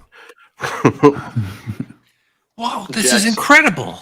Jack's eyes are getting like really big, and he's just kind of in the very back. This is what was on the wall in the ship. I committed it to my memory banks before, the big explosion happened. Oh, it was an explosion. I think so. That's what I think so. I mean, I don't know. I remember going to sleep, and then I woke up on a beach. I remember nothing in between that. Interesting. My dream, I was back on the ship for a brief moment, pulling this off the wall, and then there was an explosion of energy, and then I was back home. I think it was home, and then I seen a man. An old man, but very, very kind. Perhaps it was your creator. I don't know. I have no memory. That's And I'm just going to project a subtle image of like the face. So, like the hologram of Yeah. Mega Man's creator. Wait, are you the only one of you though, Atlas? Is there anybody else where you come from that's like you? No, I've never seen anyone like me. Incredible. This feels like home. Can you go back to the map again? Oh, sorry. Yes. Hold on a moment. Processing. I go back to the map, almost like I didn't mean to show that face. Do I recognize my island? Yeah, you would. You would from the cartography. Yeah. So the northeast, not the circular island, but the one to the west of that and north would be your island. Amazing. This right here, guys. This is my island, Pharaoh. No. What one's mine? I don't know. I don't know what your island looks like. Oh. Well, it's very flat, and it has trees and buildings and people, and it had me on it, but I'm not there anymore. Do you know now? No, it's a two-dimensional map, so it'd be hard to tell which ones are flat and which ones aren't. Okay. Felix, can you run a perception check for Gunnar, please?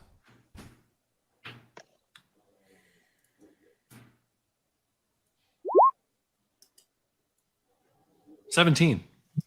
Okay. So you notice that the gunner's ears prick up a little bit, and he kind of looks cautiously in towards the center of the room.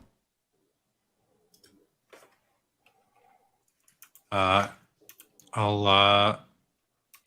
turn around and take a look at it. There might be something going on in the over here. I'll approach the middle of the room. Can I turn off the map now? Yeah, you can turn it off, buddy. Okay. See anything out of the ordinary? Do I see anything out of the ordinary? So roll a perception.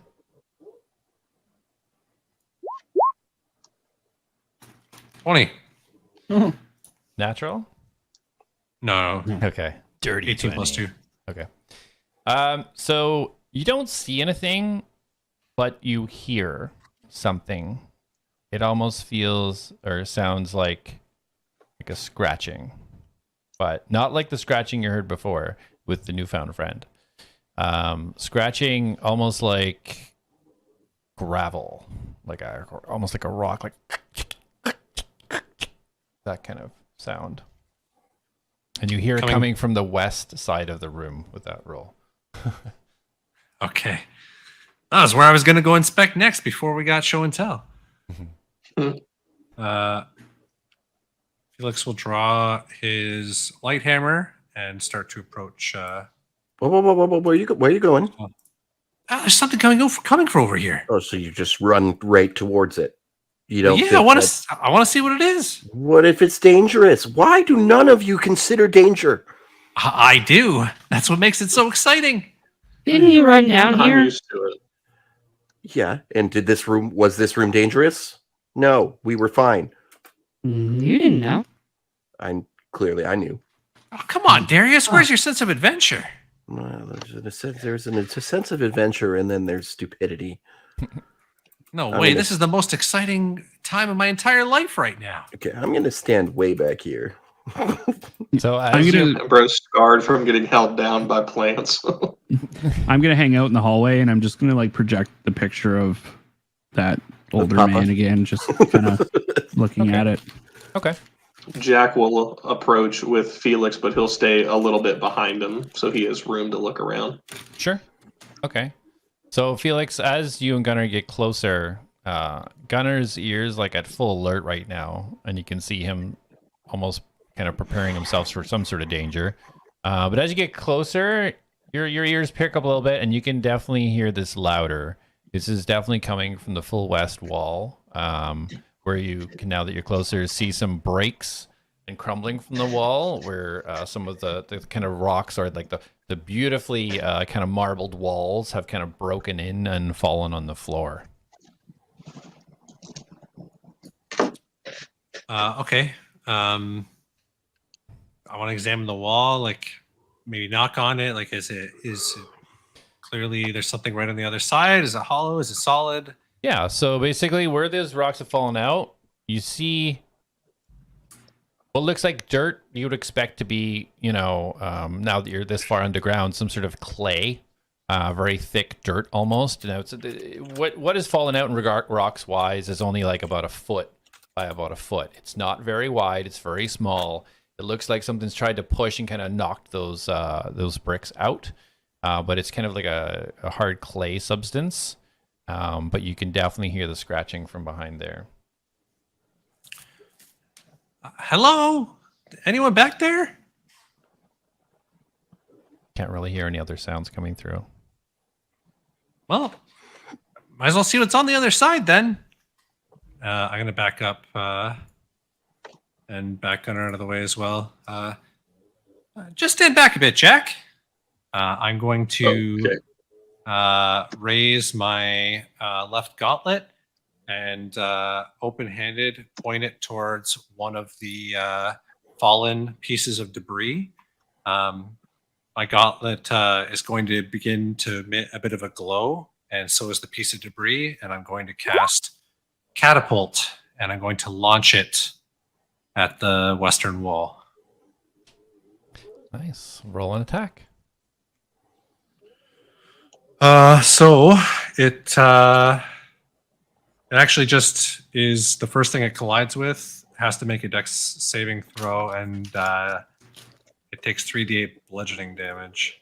Okay, roll actually 3d8. Says if it strikes an object, it stops moving. So yeah, 3d8. Yeah. Its AC was 0. Go ahead. Okay. When Sorry, go ahead. when you hold your gauntlet out and Jak sees it glowing, Jak is going to be a little closer to you now, and he's actually going to grab like the after you've launched the attack. He's kind of like turn your wrist around to inspect your gauntlet, because now he's curious because you two wield a fancy gauntlet. 8 damage, 8 bludgeoning damage. I'd like to talk to Darius while you guys are doing this at the same time. So when you have a moment. Yeah, sure. So go ahead. As this catapults through, this is taking a few minutes for him to inspect and get prepared to cast the spell. So you guys can go ahead. Okay. Hey, Darius. Mm-hmm. You And as I'm doing this, I'm still staring at the wall. Okay. Did you said you seen another map? What? You said you seen another map. Didn't you say that with the other ones when I was? Oh, in the room. Yes. Yeah. Do you want to describe it to me as best as you can, and I'll try to put that together in my memory banks? Do you have any images of it, Colin?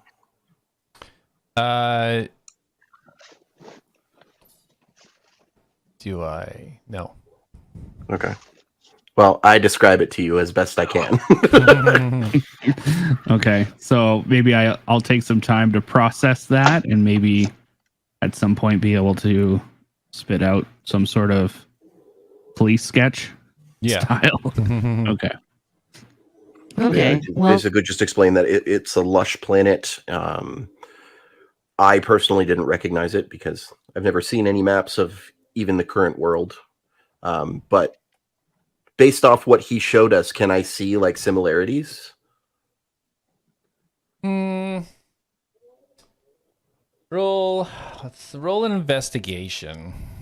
How about, would it be better if I was able to process whether there are similarities between what he's telling me and what's in my databanks? Well, the reason I'm doing it is because this is going to help me describe it to you. Oh, okay. I thought you already fully described it to me. Yeah. 11 for investigation. You did that already, though. Didn't Felix describe it? Because you Felix did try to described make it a to you, too. correspond. Yeah, you tried to make a correspondence between. But this is maybe more information. So yeah. I want you both to roll an investigation check, actually, because you both now have the information. Well, so. they didn't describe it to me. They just asked if my map had like 5 islands. That's what they asked me. Well, Felix did say that the map that he saw was the world before the cataclysm. Yeah, because he understood what it was. But that's still not described to me. Like, I don't know what that is. Yeah. Fair. So. Okay, so Darius, then you're the one with both pieces of information. Yeah, I rolled an 11. Second anyway. Okay, so you don't really see a correspondence with your knowledge between the two. Okay, so I basically I just describe it. I say it was a lush world. I describe it to the best that I saw it. I don't know how much of it I saw either, because I know I went catatonic for a period of time as well. You still seen everything. Okay. Yeah. All right. So yeah, I just describe everything I saw. Lush world, 5 dots. People started appearing around the dots. Now, Felix said this looked like it was a map before the cataclysm. I mean, he would know better than me. Again, I haven't seen any maps, so. What? Do you know what the cataclysm is? I assume. Do I know? Not more than anybody else. Everything in the kind of the prologue and stuff that you guys received is all. Yeah, so I know that it made the islands, right? Like I don't know what caused it or anything, but I know the world currently. Do I know any of this though? What I know in my state? You don't. You only know what you've seen during your. Okay, so I'll just explain like what I just said, right? Like it's what made the world in the state that it's in. And I believe that's what made magic go away. And that's really all I know. I don't really know anything more beyond that. So you don't actually really know a lot. Apparently neither do you, so don't get cheeky. I don't. I know very little, actually. It's part of my quest right now is to understand. See, my whole thing is I know a little about a lot of things. Oh, okay. See, I knew a little about the cataclysm. That is fair. I will make a note that you know very little. About a lot. But a lot. Right. Okay, well, thank you for that description. I will process that, and I will get back to you if I discover anything worth of note. Very good. Do you want me to tell you, or would you rather keep your knowledge to a minimum to continue the crusade, knowing a little about a lot? I'm happy to learn more, Dick. Okay, Atlas, Very an well. investigation. Noted. Pardon? You can roll an investigation now that he's kind of described the info to you. Okay. I'm gonna cast guidance on myself. Sure. Thank God. What is I'll going give you on? an inspiration as well. Even though I'm pissed off at you. Okay, I don't know what's I'm rolling right now. Did that roll? Yeah, you rolled a 1. Oh, it's showing a 6 on my screen. Was that for your... Wait, was that for your I didn't even click investigation? anything. I think I fat fingered it. So Oh, yeah. Just roll again. Way to get out of a nat one. no shit. Oh, is it a nat one? Oh, yeah. I'll take a picture of it and put it right in the chat. It shows 6 on my screen right now. Just roll again. Just roll again. Well, it pasted in the chat though. DM The already DM said said the DM said you could roll again. Roll again. I know. Just saying. Not lying, guys. And then I go for 1d6. what's an inspiration? 1d6. And then I get a plus a 4. P4. D4. Okay, so that's 4. What do I got? 15 plus my, and it was, what was it? Sorry, an investigation. Yeah. 18 total. Okay. After analyzing it and kind of in your head, you're able to, unlike the others, kind of compound this information and layer it in your mind above each other, almost physically. So you're able to match it up, and you do confirm that the pre-cataclysm, that was the pre-cataclysm map broken up from what you currently have of the current world. Okay. So, sorry. So it is, that was, sorry, say that again? That was the pre-cataclysm map that was shown in the event that happened in the room a few minutes ago. Okay. Yeah. Okay. And then I have the current world. Correct. My database. Okay. And then I have basically both maps in my mind, in my database right now. Yep.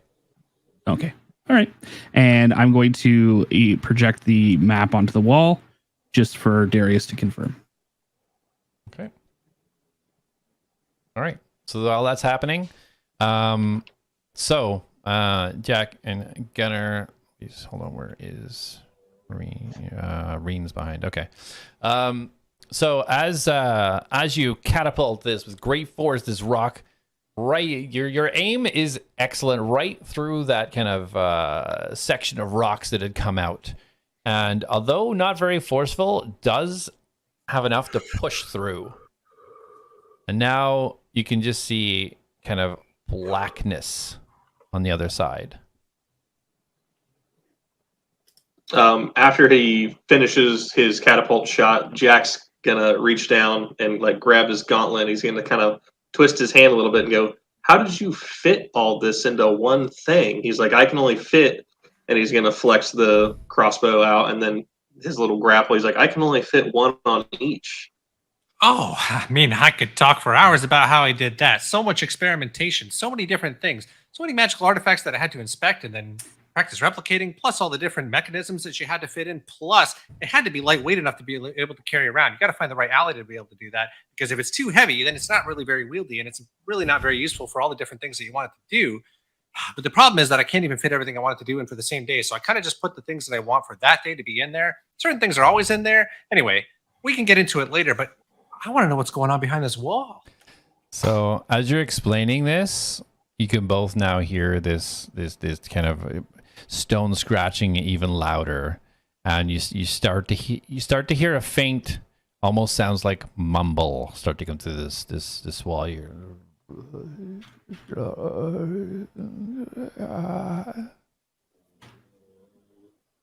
Hello. Felix's reaction is to say hello. Jack's going to just turn, like he had his gauntlet up, and he's going to point it in that direction, and the crossbow is going to expand, and he's going to let Felix continue talking to the whatever is out there. I'll walk towards the darkness. Okay. I have dark vision. Can I see anything? So as you take a few steps forwards, you actually start to see this thick, it almost looks like fog, but it's like a green, almost red color starts to seep out of the hole, and it's starting to spread forwards. Jak and Felix, if you want to both roll a Constitution saving throw, please. Reen was not there yet, so Reen, you can move Reen back. Okay. 14. I was just getting ready. Let me slide Reen back. You said a con save? Yeah. I get a +2. Ooh, 5. 5. Okay. So as this starts to come out, Felix, you see it a little bit before Jak, and you start to back up as this absolute wretched stench starts to fill your nostrils. You back up just enough to get yourself out of where this gas is right now.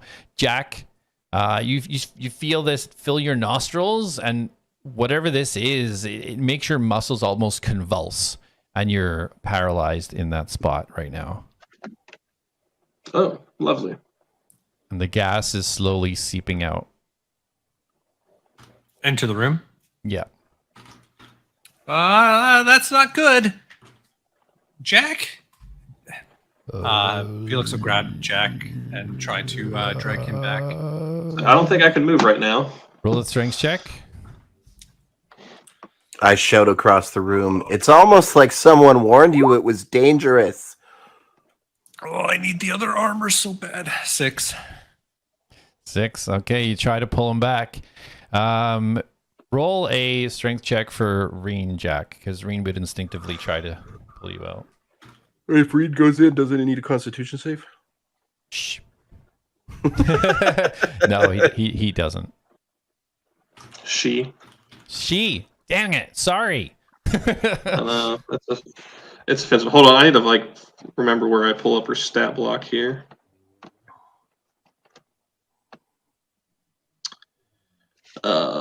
Dang, she's got a good strength. I got to use the roll d20. Oh wait, no, I can just roll right here. I figure everything out. Yeah, why don't you use roll d20? I don't understand. Because I'm an elitist. He's trying to be funny. Hold There's a on. D in it. I rolled a 13. Hold on, let me see what my strength is again. Okay. 16. 16. Okay. So between Reen, her, and Felix, both pulling, you managed to pull you guys back about this far. As you see now, the gas kind of stopping at the entrance to that kind of hallway and has stayed there for a few seconds as you're pulling Jak back. Jak, if you want to make another Constitution saving throw, please. I would love to. Oh my goodness. 1 second, I just backed out of my character sheet. All good. A 16. 16? Okay. So you whatever this was, this gas, it started to leave you a bit now, and you feel your strength start to kind of gain into your muscles, and you start to feel yourself be able to move again. So as you get yourself kind of up from being dragged, you guys now start to see the wall where you made that hole. You kind of start to see it move and shift a little. You see the rocks kind of start to rumble a little bit, and the mud kind of almost start to be pushed out. Little flakes of mud starting to fall out from the wall.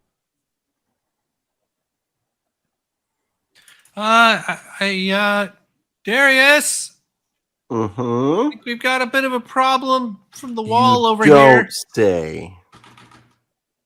So this has taken about maybe 20 seconds. Darius and A.T.L.A.S, what are you guys doing while there's...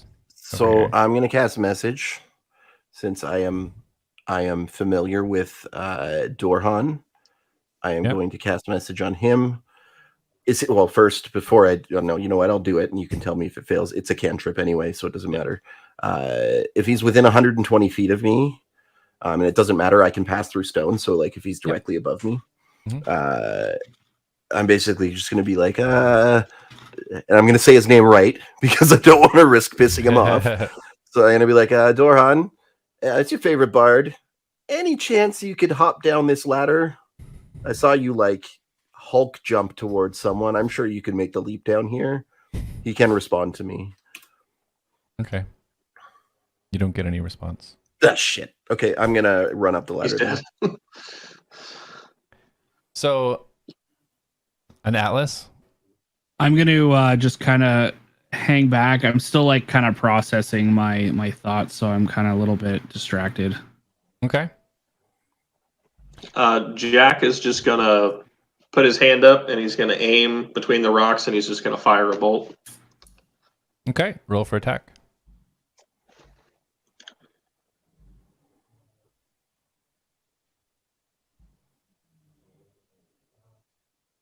$17. Okay, and roll for damage. 11.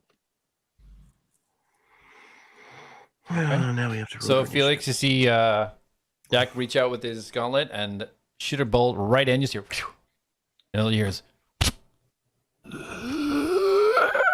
and you start to see these red glowing eyes come towards the hole in the wall, and you start to see fingers come up and push down the mud and the bricks, and this wall starts to come down quite easily, and now you see these red glowing eyes, and you see another 2 red glowing eyes, and another, and another, and another, and you start to see moving towards you and falling forwards out of this gap. You start to see these undead group of beings falling over themselves as they come out of this gap in the wall. You see 3 more, 2 more, 3 more. You count maybe 12 of them now, all pouring out of this hole, making this grotesque sound. And just eyes everywhere. And as you look closer, where they're lying on the ground, you see now that it isn't 5. These zombies have been melded together, and they're trying to rush and get up, but they don't work together. Their legs are everywhere, their arms, they're wobbling side by side, and you see about 15 zombies in a pile right in front of you at the end of the hall. Halfway up the ladder, I'm going to shout back, you guys need to get out of there now. They're not going to be able to come up this ladder. Jack's going to look to Felix, go, shall we go? It might not be a bad idea. Start backing up. Okay. Jack and Marine are also going to start backing up. Okay. Okay. Right there. That's good enough. You got to roll for initiative. And we'll take a break there. Yeah, that's good. Take 5. Yeah, well, don't move, guys. Yeah, I come back and everybody's like on the beach again. Yeah, we're back upstairs. We're safe, Yeah, man. It's scary in there. All right, yeah, I gotta go pee. I'll be back in 5. Yeah, I do too.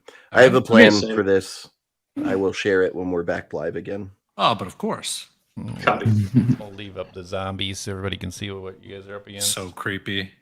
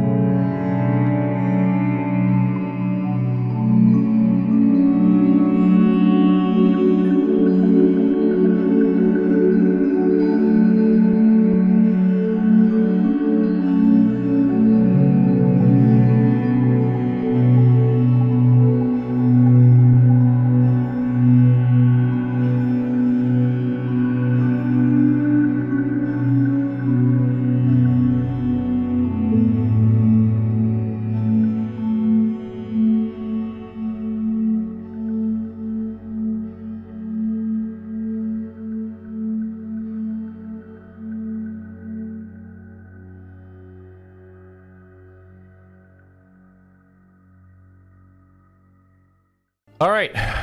So, bringing it back Is that in. the- What were we gonna say? I'll say Atlas accidentally chewed on his little plant buddy. All right, so bringing it back in. So right now, as you guys were investigating the underneath the chapel, it's somewhat sort of temple. This wall has been broken down. It is now pretty much fully broken. There's only crumblings at the side and the outsides where these zombie after zombie after zombie has been pushing through. You guys see about, Jak, you're closest. You can see probably close to about 20 bodies right now. About 10 or 15 of them kind of like are piled on the floor. They've just come sweeping out of this thing and just almost piled up on top of each other. You can see the gas that you were trying to avoid is still kind of at the bridge of that opening.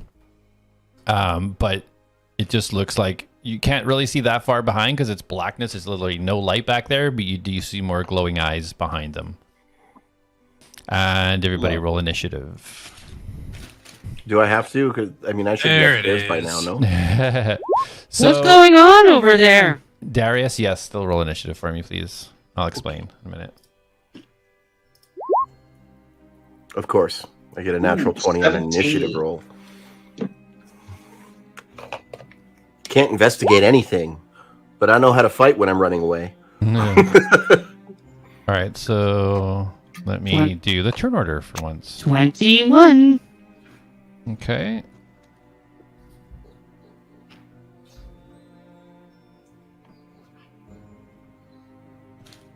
Let's see. Hold on, I gotta figure this turn order stuff out. So you're 21? Mm-hmm. If they click their token and roll initiative, it should automatically put it in the order for them. It all does, good. yeah. I wasn't clicking my token because I'm a dummy. But Yeah. then I was can like, still- that's not a big deal because you didn't use turn order last time. Yeah, You can still do it again and then just change your initiative number. it's fine.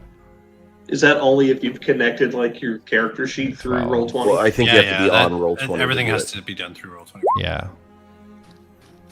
Dang, everyone still rolls higher than me, and I rolled a No, 17. I rolled a 9. I was just doing what Oh. was suggested. I'm only a 9. Jak rolled a 17. I'm terrible. I'm the worst. Basically useless. Sorry, Jak, what did you roll? Sorry. A 17. Okay.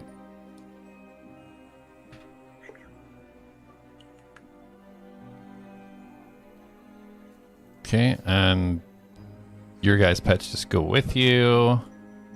Okay, so basically as these zombies are kind of piling out, Atlas moved forward a little bit, and we had Darius started booking it up the ladders. Darius, as you look up and you start climbing, there is blackness up there. You cannot see the opening that was there. You don't see it anymore. You only see blackness above you. What? And Yeah, I sure. still want to go up and touch it. if you want to use your 30 feet of, well, it'd Yeah, be yeah. 15 feet because it's basically rough terrain trying to climb up. So you Yeah, want that's to fine. use, okay. So you go up about 15 feet. Okay, and I touch it. Is it solid? You're not even close to the top. Oh, okay. You're like, you went down like about 50 to 60 feet. It was about 50 feet is what you were kind of Or like start gauging when dashing. you came down. Okay, yeah, I'll use my action then to dash up. Okay. All right. So you get about 25 Halfway up? feet. Yeah, about halfway up. That's fine. Okay. That'll and be you- my turn. Alrighty. Okay, Atlas, you're up. We just kind of like look at Darius run away. Just kind of shocked by that. It's Yeah, quite you shocking. don't know what I'm doing. I'm just I'm gonna move kind of closer. I still don't really understand what's going on, so I'm gonna probably move up to about here and just kind of yell out like, Is everyone okay? They don't look too healthy. Do you need assistance? and I'm just going to ready. He going first. Yeah. You didn't go first. I went first. You can hold an action if you want. Yeah, well, I have to say what action I'm holding, though, right? Yeah. Yeah. Based on this, whatever sequence you're waiting for to happen, and then what you want to do when that sequence happens. Okay, so I'm going to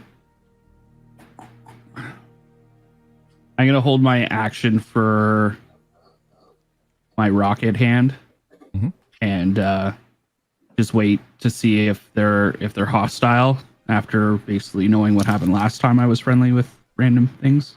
Okay. Yeah. And if I see any sort of like hostile action, I'm going to shoot my rocket hand over for an attack. Okay. Sounds good. You're learning. Processing. Processing combat situation. Perfect. It is Jak up next. Jak isn't going to wait around. He isn't used to seeing mutilated bodies walk towards him that groan and let out poisonous gas, so he is just going to blast again in the face. Okay. Which cluster? The one to the north or the south? To the north. North. Okay. Roll to hit. And 21. Okay. Roll for damage. Okay.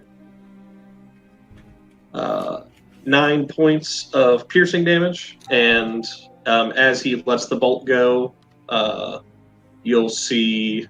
I forget what I did. Did I say Reen? I think I said Reen.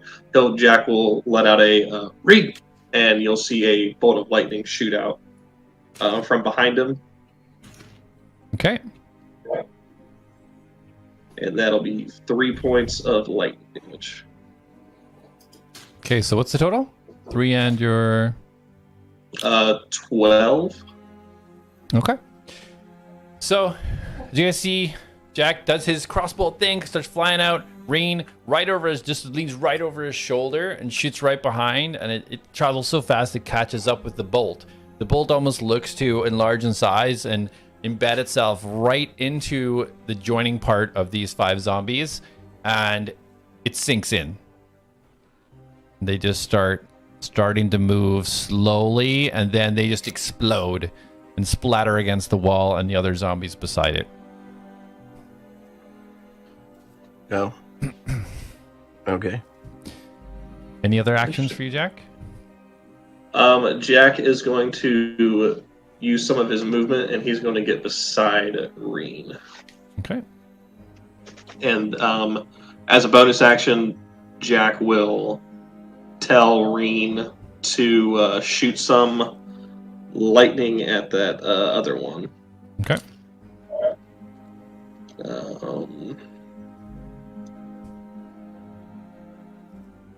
Which she cannot do apparently, so she's gonna run up and bite it.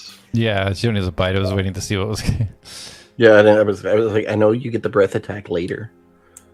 Right. So Reen's just gonna charge it, and she's just gonna go up to one of the zombies, like that is hanging off, and she's just gonna grab its arm and bite into it and try to rip it off. Okay. Roll attack. 15 to hit. Okay, and roll damage.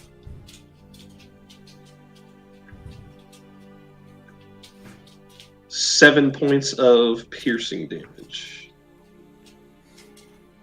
Okay, so as Reen rushes forwards and takes a bite off the leg, rips the zombie apart. The zombie falls, and they just this cluster just slightly moving, slowing down, and just stops moving. And as that happens, Reen starts coughing, and a Constitution saving throw for Reen. Copy. Should have thought of that. Oh, she's built different. 19. Okay, so Reen understands that coming in, this gas starting to seep in, shakes her head really quick, and manages to shake off any effects from this absolutely horribly smelling gas. Excellent. And Reen is going to risk it for the biscuit. Jak's going to whistle for her, and she's going to jump back in front of Felix. Okay. Okay. Easily done. Anything else for your turn? That will be it for Jak and Reen. Okay. Cool. Felix, you're up, sir. There's nothing left. We killed them all. Right now, you see them. You can see through the wall. You can see like 15 eyes coming towards. Okay, so there's still more coming through the wall. Okay. Yeah. All right. Felix is going to move up then, and I'll give you a better visual. Sorry, I should really have done that. Yeah, no worries. Okay, so there's still a bunch coming. So, ooh, that one's fancy.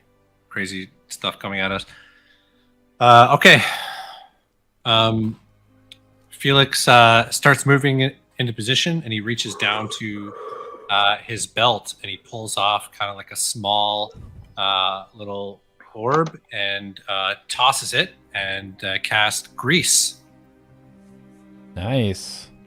So the small orb hits the ground and explodes and covers an area there with grease. So it's 10-foot square. So this area here is difficult terrain, and any creature that enters it has to do a dex saving throw or fall prone. Okay, perfect. And so that's my action, and I'll move up and take defensive position here, and I will command Gunner to move on the other side, and we'll stand ready for anything that's coming at us. And that is my turn. Okay, perfect. Okay.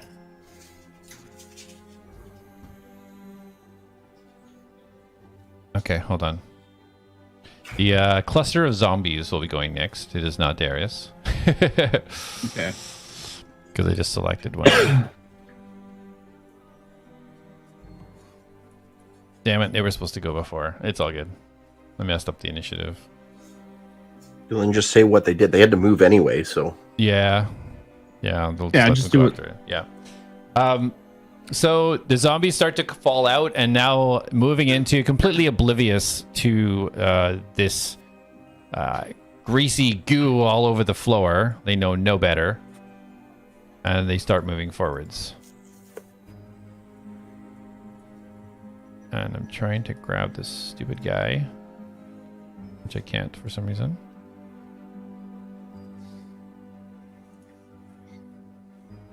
What the heck? Is he on the right layer? Yeah, I'm on the GM layer, and I can't move the guy that I just put there.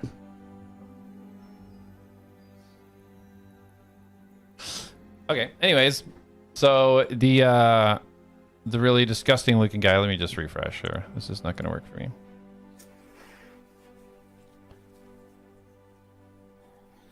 Boo.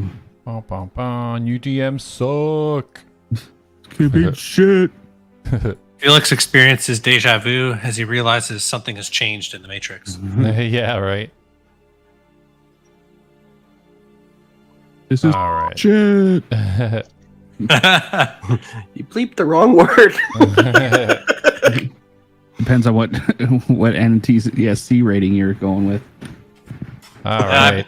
I blame the engineer. Hey, let's go. Boo, engineer. All right. That's a little better. All right. So we have this kind of horde of zombies moving through from this broken wall. And what's the saving throw on the grease, Ryan? You know offhand? Dex DC 13. Alrighty. They're not very dexterous, I'll tell you that much. I don't imagine they're very anything. Okay, so... Nat 20. So... 220 is amazing. So this cluster of zombies trying to move towards Felix, as they just seemed that was the last action taken towards them. They do what they look like they're almost trying to run, But all these 10 legs that are almost attached together can't find their footing. And so they slip on this grease and they slide sideways, and 3 of them crack their head against the wall, and those 3 heads are completely limp. And then, okay. And then, so this guy. And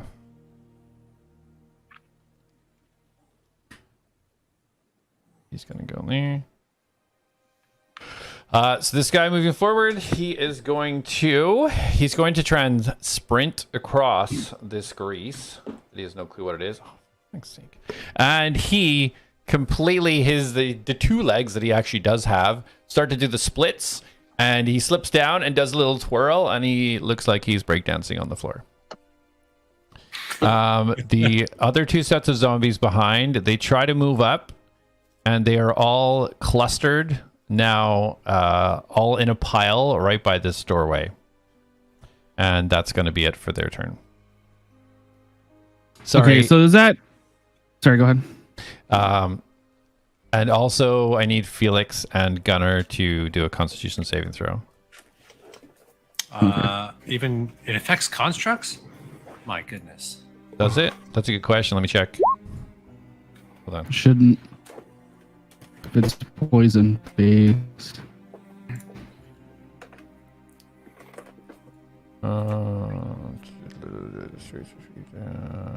No, I guess not. It's just creatures. He is a creature, but Gunnar's immune to poison damage and poison confusion. He's good then. Yeah. Yeah, okay. Perfect. Good to know. 16 for Felix. Okay. So, yeah, no problems. You resist the intense stench that's filling up your nostrils right now. And go ahead, Darius. Dash and climb, and then I want to check if it's solid. Oh, sorry, Atlas, what? Well, I had readied in action, but because we've skipped like the initiative order, I'm assuming they would have attacked. What's the range on your... Is it 30? 30 feet, yeah.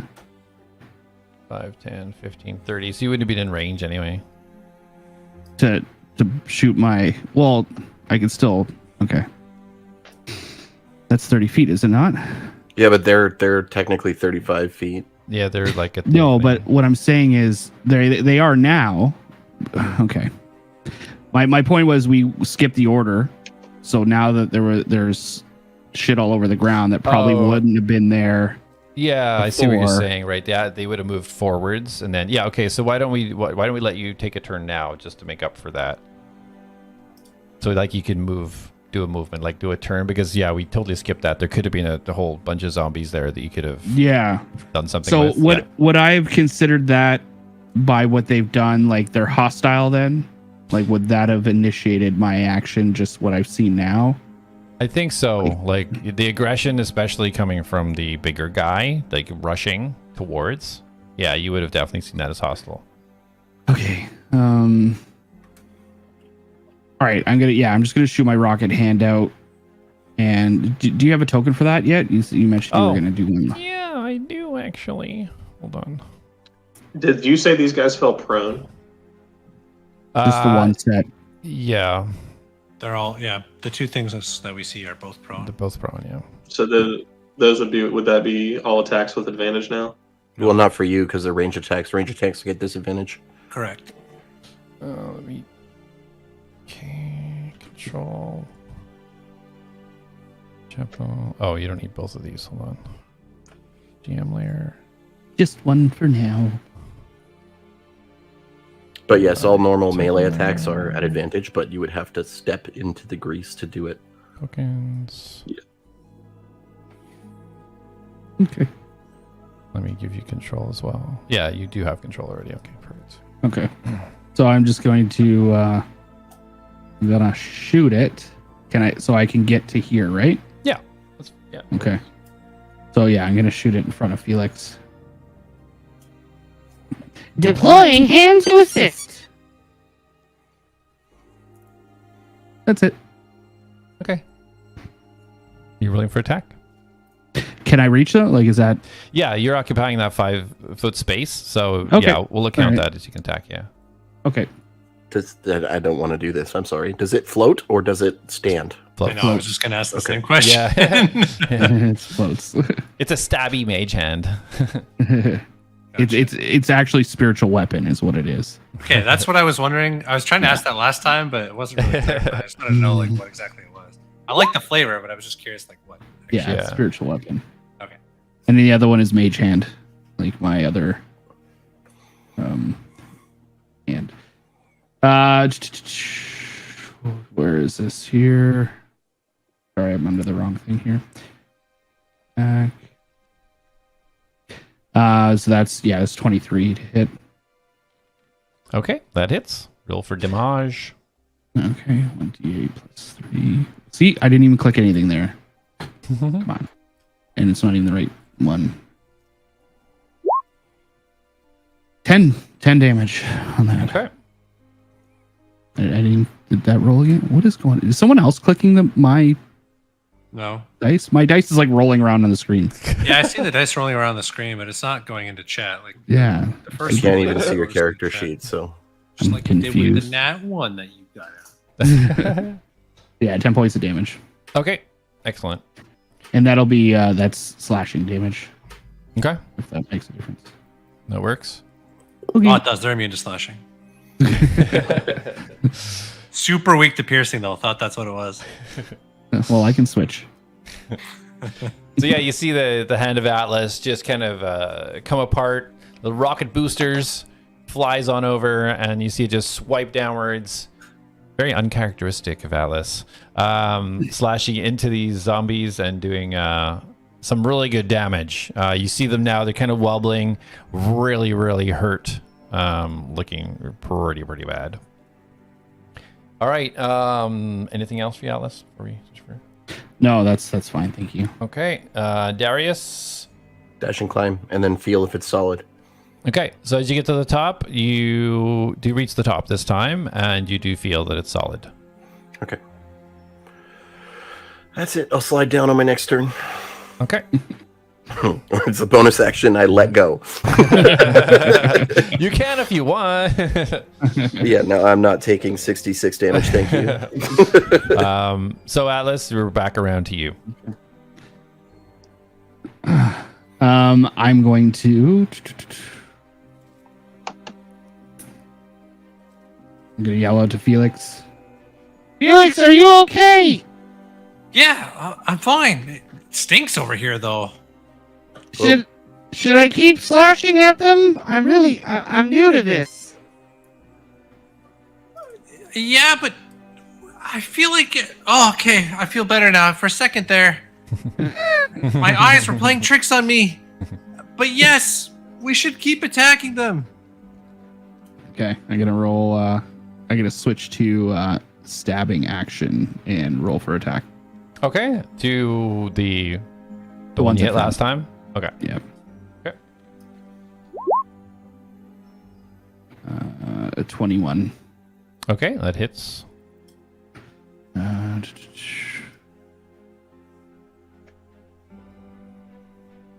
8.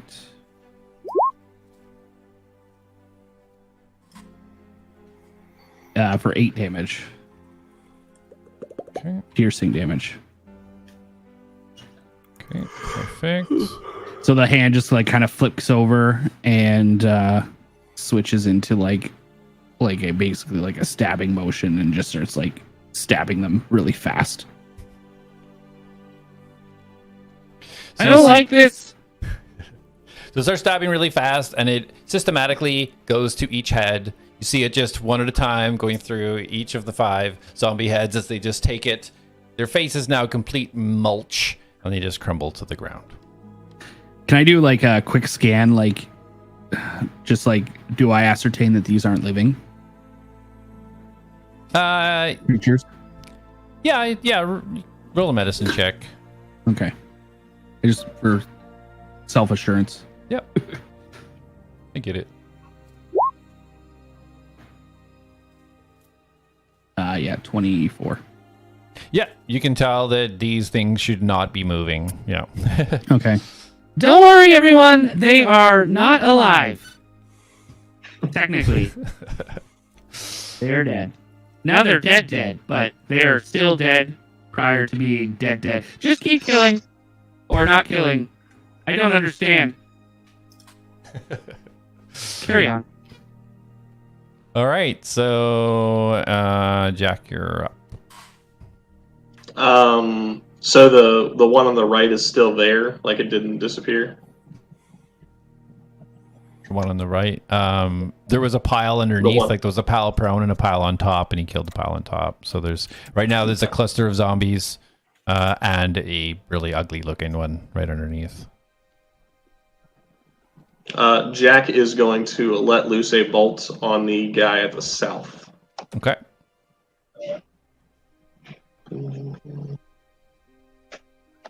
So he's prone, right? He is, so you roll at disadvantage. Big sad. Yeah. That's fine. If you want to run up and smack him, you'll get advantage, but, just saying. It's Yeah, all go right. play on the slip and I'm slide. not trying to bait you at all. Dexterity saving throw. Constitution saving throw. Yeah, that's right. That is a 12 with disadvantage. Oh, just hits. I'll take that. And 8 points of damage. And again, when he fires the bolt, Reen. And Reen is going to react instantly, launching another 3 points of lightning damage. Okay, so 11.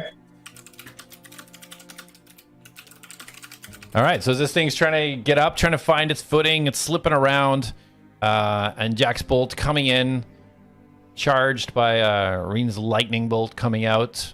Just takes him in the shoulder, kind of pushes him back a little bit, and you see this lightning almost continue to ripple up and down the right arm of this horrific beast. And as a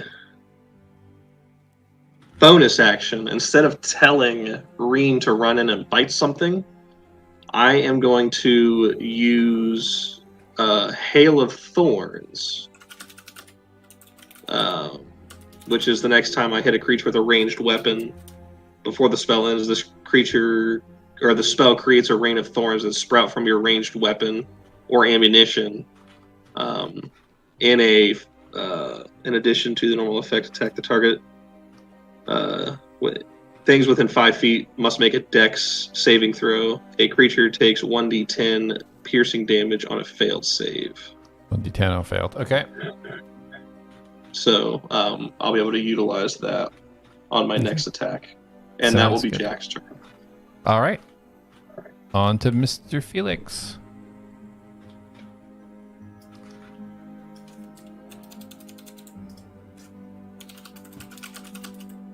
I think you're muted, Felix. Sorry. There's just the group that's prone straight ahead, and then the weird thing the left of that that's also prone. Yeah, well, as you're looking, you can start to see they're still moving. You can see 2 more batches behind them from where you Okay, are. standing up. Okay, yeah, I'll. All right. So I've got my light hammer in hand, and I'll take a look at the one that's standing tall, straight ahead of me. So the second one that I can see, and I'm gonna throw my hammer at it. Make a ranged attack. Sounds good. 18 to hit. That hits. Roll for damage. 8 bludgeoning. And when Felix's hammer hits, Jak's gonna yell Reen, and she's gonna use her reaction to shoot lightning into his hammer.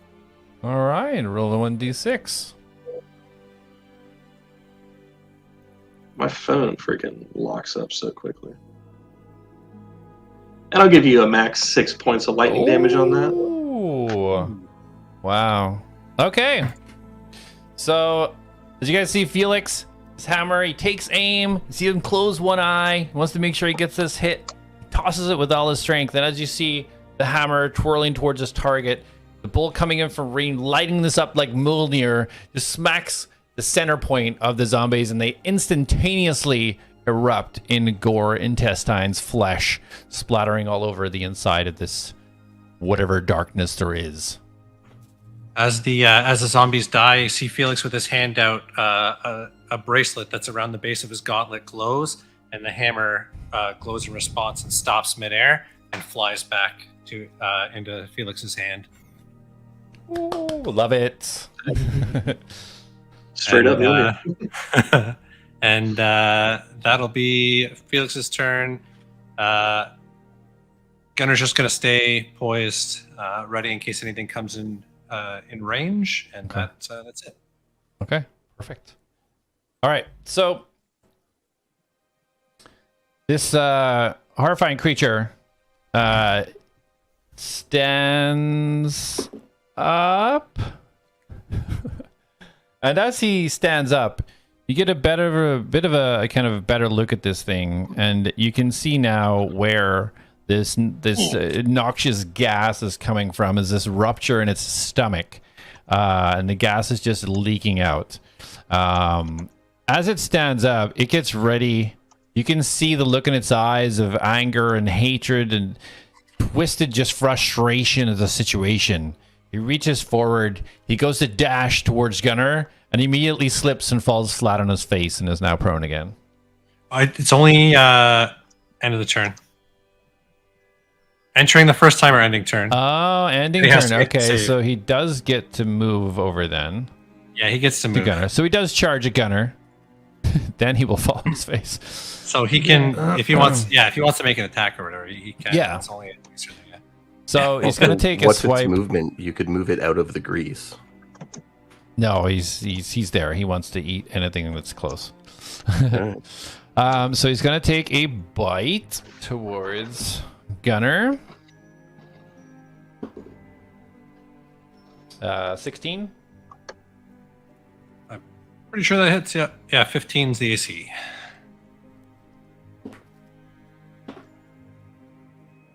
That's 8 damage. Piercing, if it matters. Okay. Ooh. For some pretty serious damage.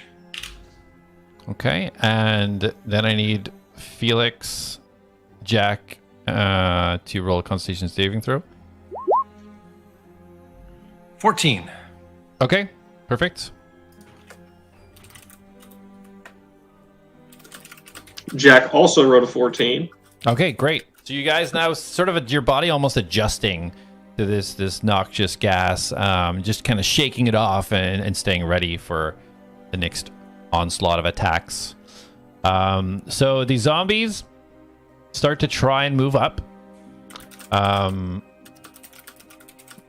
The top group of zombies is going to take a swing at this floating hand. They look very confused as what the hell is going on, but they take a swipe at it.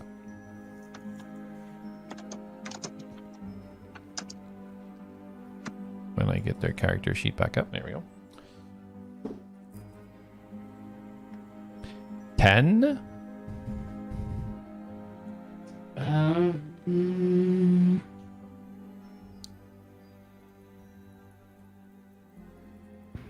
I don't know. What is it? Hold on. It is. I mean, I feel like there is no. What are they trying to attack? The spiritual weapon? Yeah. In 5e, spiritual weapon is not attackable, unlike it is in BG3. Oh. It's not actually a creature. Oh, so you can pass. I can pass through it then. So I just dodge really good. Yeah, it's not a Ultra targetable unit. instinct. Okay. Damn, my camera got all messed up. But they could still swipe at it. Well, lesson learned. They don't know that. They take a swipe. They see this thing attacking them. They take a swipe at it, and nothing happens. And then they move up, and then will not fall over. Do I get an attack of opportunity? They're occupying the same space as your spiritual weapon right now. They This move one out is? of it. There's one underneath you. So, but trying to attack it couldn't, so kind of moves into its space. Okay. Yeah. Okay. And then the one behind can't reach. He's going to end his turn in there. just going to be. He's going to be prone. Stupid grease. You can put if you That's- right click on a unit, there's and Yeah, click the I'm looking you for can the put- prone one. Yeah, just pick one. There's one where there's like somebody that looks like he's having back pain or something. All right, we'll just use this. Yeah, because he is actually prone. All right, and then these zombies, these guys are going to move up into this space, and they are going to. They're not going to go prone, and they're going to wait there. Okay, and that's the zombie's turn. And Darius, you're up. It actually is back pain too. I'm going to slide down the ladder. Similar to how I came down. Okay. You can choose how that goes. It's bonus action's fine. All right, cool. Does that use up all my movement then? No, we'll let it literally just be a bonus action. You can still move an action. Okay, cool. 1, 2, 3. With your phenomenal dexterity. I think I actually have decent dex. Yeah, you do. Yeah. Okay. Yeah, that's it. Just moved a bit closer. Got down the ladder. Oh, I'm just going to shout out to everyone. Guys, we're sealed in here, and I can't reach Dorhan. Okay. Great news! That means Doron is safe. I was more concerned about us, but okay. Oh, don't worry. I won't let anything happen to you. Or, I mean, if something happens to you, I will be sure to help. Okay, is that your turn, Darius? Yep. All right, Mr. Alice. Yes. That would be me. I'm gonna move up.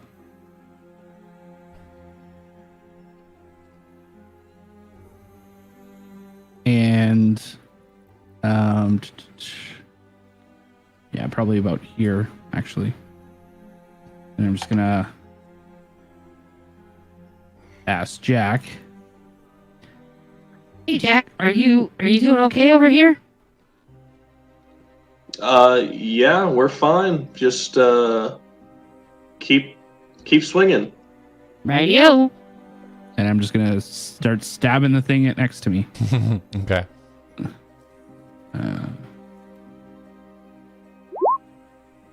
Or that is a 9 to hit. 9 to hit. 9 does not hit. Oh, wait. He's prone. You get advantage. Oh. Aha. Mm-hmm. That is a nat 20. 25. Let's go. Nice. Roll for damage. Okay. Get that crit. Get that crit. How do you do your crits? Double the rolled dice? Double the roll So- dice, yeah. Yeah, okay. So 5. So plus 3, 5, 6, 8. So 16. 16. Okay. Just measly little 16.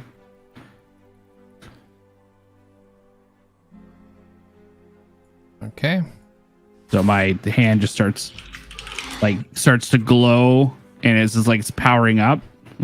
Ooh, I've not seen it do this before. And it It just like starts stabbing at twice the speed, almost like in a flurry. The thing just explodes into yeah. dust. As this flurry is coming in and out, you just see this the intestines, this black blood just squirting out behind it every time this stab happens, and you see the group of zombies behind just getting splattered with all this black goo, and it just continues to crumple into the ground as Atlas continues to just keep stabbing it. I can't stop it. It's it's malfunctioning. Sorry everyone if you're getting all that goop on you. It's okay, I think it's stopping now. Alright. Easy.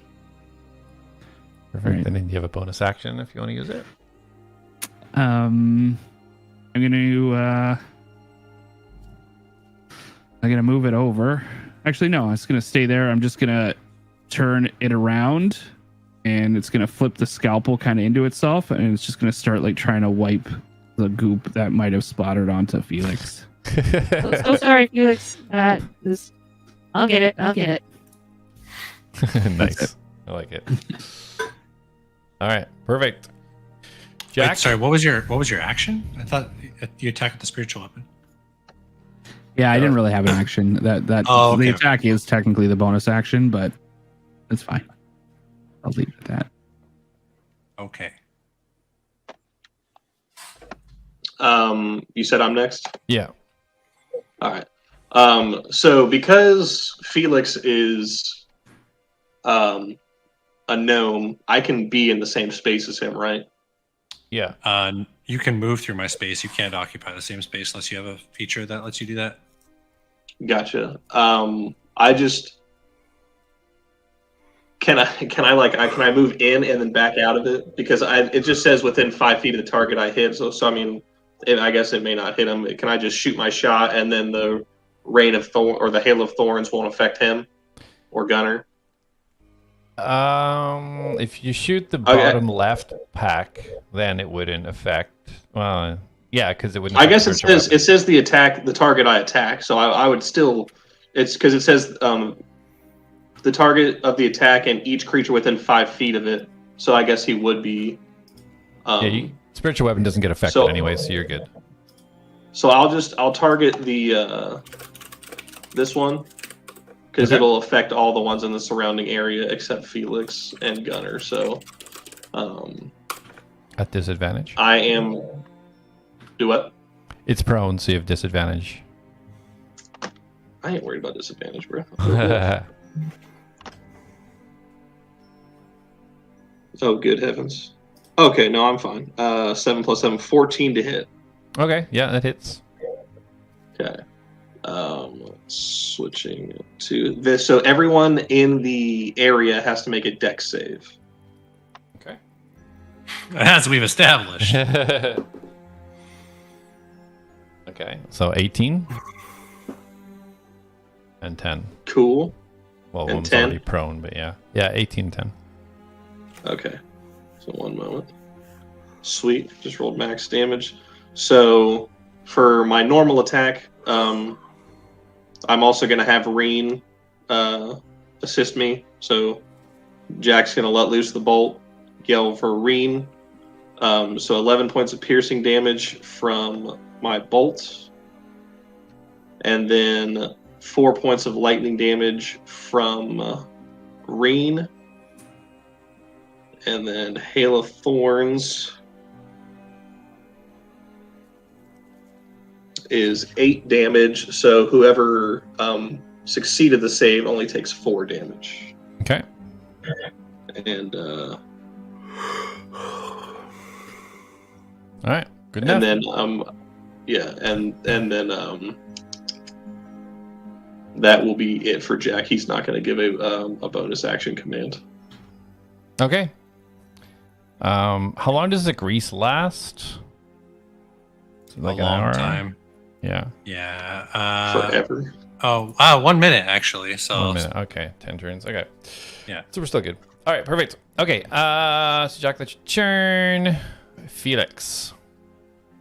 Okay. Sorry. Is there still one underneath the spiritual weapon? There is. Is it standing or prone? It's standing.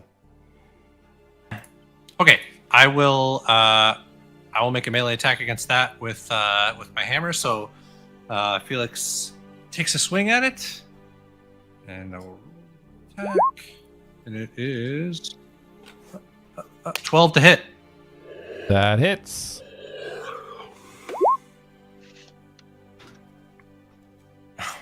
Awesome. 8 bludgeoning again. Okay. Yeah. So swing the hammer right at it and smack it for 8 bludgeoning. Okay. Perfect. Lodges into one of its heads. One of the heads just pops open, and for the other heads, just look at the one that's just exploded, and then look back towards Felix again. All right. So Felix will stand at the ready in case it attacks him back, and for my bonus action, I will command Gunner to repair himself. Okay.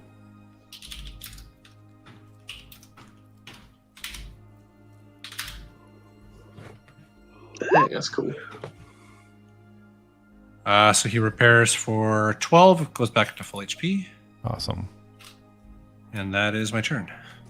All right, perfect. So as this battle keeps going, you see the gas, the thing that was causing everybody to have those issues with these muscle spasms retract, and they kind of just dissipate. So that area is now clear of gas. The one zombie in front of Felix is going to take a swing.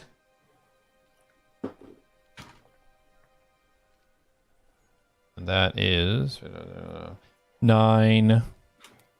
So the shamble of zombies, they cannot coordinate being attached with the way their bodies are. They're trying to swing and get the attack in, but it's literally just flaving. It looks like a wacky inflatable tube man. Just arms flying everywhere. Completely misses. And then the ones at the back are going to move up and take a swing at Gunner. 19. He just repaired himself. Yeah. What a jerk. So 19 hits, I'm assuming? Yep, 15 armor class. Okay. 6. So going to bite Gunner. Oh my god. 2 damage. No! Yeah. Gunner! And he's immune to poison, so nothing else. Okay. So on to Darius. Dex save for both those guys. Oh yeah, end turn. Good call, DM. 13 and 6. Okay, so the ones down below are prone. Bam. Okay, Darius, over to you. Hey, Darius! Where you been this whole time? Look at these things. Did you not hear me shout? We're trapped down here. I was trying to get Torhan to help us with the fight, but the statue, whatever we did to open it, it ended. Oh, well, don't worry. We got this well under control. I can see that. That's my turn. Okay. The greatest turn Here's an ever. update. Nobody needs healing, and I only have melee attacks right now. All right, so You can't viciously mock them? You don't have that? I don't think I have it yet. I'm gonna come over here, and I'm going to ready a. I'm just gonna stab it with my. I don't really have a. okay. I got nothing else to do here. You know what? No, I'm not gonna do that. I'm just gonna stab it. Roll to attack.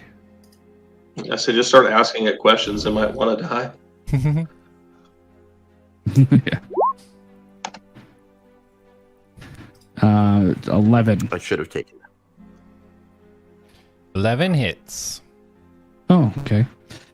So my hand kind of, after brushing off Felix, kind of switches over to stabbing action again, and then just immediately turns around and starts stabbing again for 9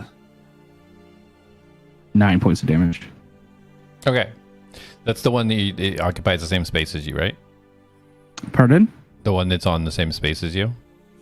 Like your Oh, hand, that one? Actually, Or to the be one fair, below? I was at. Did I move? Did you move me? No. Because I was originally. You did move his thing to show the thing was under you. But Yeah. Okay. I didn't So I am reposition you. actually supposed to be here. Yeah, so I'll do the one that's occupying my space then. Okay. And so how much damage? 9 points of damage. Okay. So Stabbing dash. yeah, as it's still kind of focused on Felix, wondering where its fifth head went, you repeatedly stab it, and the stabbing motion is almost surgical. I'm kind of curious how these things are made. You slowly cut and dissect the separations between all 5, and then they just look at each other and then slowly just fall apart in 5 separate bodies. Perfect. All right. Anything else for you, Automaton? I hope that helps. No. All right, Jak. So there's only one group cluster left. Yeah, and they're on the floor. Nice. You like imposing disadvantage on me. I do. It's all Felix, man. I did nothing. Felix destroyed One day I'm gonna have the crossbow expert feat, and I will never have disadvantage. We're never hitting level 4. Right? Never. Let me roll 2 d20s here. He gets the feat and then loses both of his eyes. That is a 5 on the die, so that'll put me back at 12 to hit. 12 to hit. That hits. Yeah, it sucks too because I've critted twice, but I've had disadvantage. So it's like really depressing. 1d8 plus 3. I'm so confused. Oh, never mind. I was like, how did I just roll a 9 on a d8? 9 points of damage in total. Jak is going to yell for Reen, and Reen is going to assist by slapping a bolt of lightning on there for a whopping 1 point of lightning damage. Okay. How much damage from your regular attack? 9, so 10 9. damage in total. Okay, how do you want to do this? Hey! Jak is just gonna lift his hand up, and it's kind of go between Gunner and Felix, and he's gonna get a little close, and he's gonna aim for just like one of the heads right between the eyes and just blast it. All right, perfect. The bolt connects right between the eyes, and it looks like it doesn't affect for a second, and all of a sudden you kind of see it twitch and shake, and then pops like a balloon, and the rest of the bodies just fall to the ground. Nice job, guys. Hey. I know, I was so awesome in that Oh, fight. it was all the healer. So as things settle down, there's a mass of bodies kind of piled up on this grease pile, covering up all the grease. But you can now see that this wall is completely being caved through. Looking through, you see no more eyes shining through, but it is complete darkness. You can't see anything really beyond where this wall is right now. I would just take a moment to regroup. What do you guys want to do? Well, I mean, this is the only way we're getting out of here, so I say we start heading down this path. Is everyone okay? All right, Jak's sounds gonna- good to me. Let's go. Hold on. Is everyone okay? Yeah, I mean, Gunner's got a little bit of damage, but I'll fix him up, no problem. And Felix puts away his hammer and retracts his shield and takes out his tools and casts mending to repair Gunner. I'll recall Jak's my gonna hand kind of pat Felix on the back and go, "Good job." actually- And then he's gonna whistle for Reen, and he's gonna go to the the entrance of the where the wall was broke down. Okay. Yeah, I'm gonna recall my hand. And he's gonna put hide in a back tree. and I'm just gonna. And anyone else in need of care? Physical, emotional. Anybody? We all good here. We've seen some graphic violence. Partly thanks to myself, which I'm a little embarrassed about that. Yes. Anyone need to talk about it? No. No. Okay. Felix finishes up repairing Gunner and says, "No, I'm all good. But yeah, let's see what's back here." Oh, okay. All right. And, start heading towards the opening. Holler away if you need me. I'll be back here. I don't need to talk about it either. Jack's I gonna don't relight need any his torch. Okay. Jack's gonna relight his torch, and he's gonna kind of try to lead the way. Okay. So Atlas is hanging back and the rest are moving forwards? Yep. Yeah, I will. Like, I'll move with them, but Just at the back? Okay. yeah. So yeah, you can position yourself, guys, in your marching order where you guys want to be moving into this tunnel. Felix back definitely one, want to take the so- lead for sure. Yeah, and I'll stand here so Gunnar can be behind Felix. I picture Felix just just walking past Jack as he was trying to lead the group with his torch, and you just are like, oh hey. For sure. Okay. If Felix does like an excited you know when you're like a kid's like walking beside you and they're walking fast to keep up with your normal walking speed because they're so excited about what's going on. Yeah, that's Felix. For sure. That All works. right. So yeah, as you guys kind of gather yourselves, start moving forwards, cautiously kind of moving through this break in the wall, moving from this absolutely exquisite, beautiful room into this tunnel. It's pure dirt.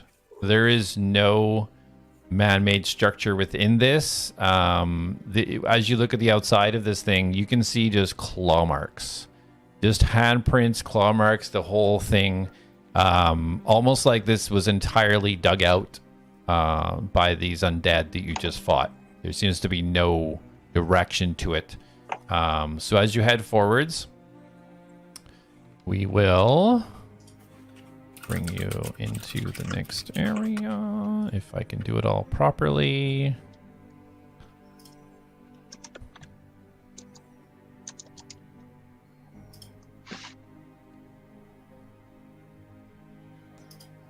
I have to figure out how to attach these to players again.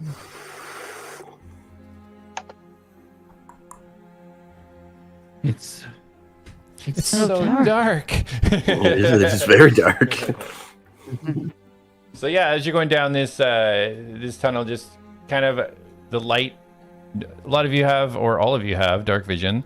I think we all do. But luckily, because of the torch, you can get a sense of colors. It's not just black and white. So you guys see down this hallway, and you see at the end is there's so many bones along the floor of this. But again, no construction, just all dirt everywhere. At the end is almost like a rock slide kind of thing, like they're like a cave-in. So you see all this dirt, but then in front of it, you see kind of rocks filling it in. Do you want to resize this to fit the squares on this map? So we're not Oh yeah. Might make things a little bit easier, huh? Yeah, it makes it a little awkward.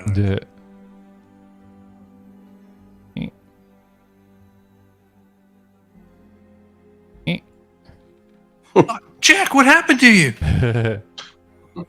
Boop. Did you use minimize on me? Boop. My evasion rose sharply.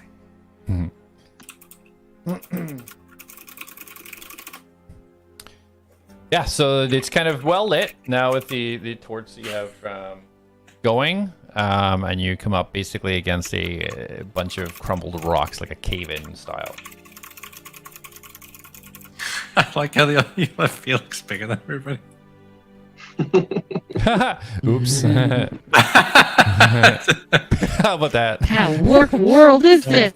Oh, He going. All right, yeah. Examine the cave. Any openings? Anything obvious?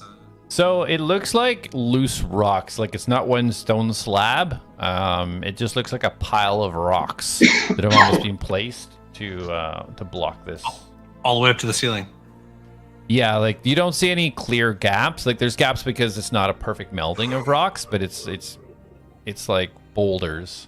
So you can see kind of there's gaps in amongst them, but it's not straight through. You can't see to the other side.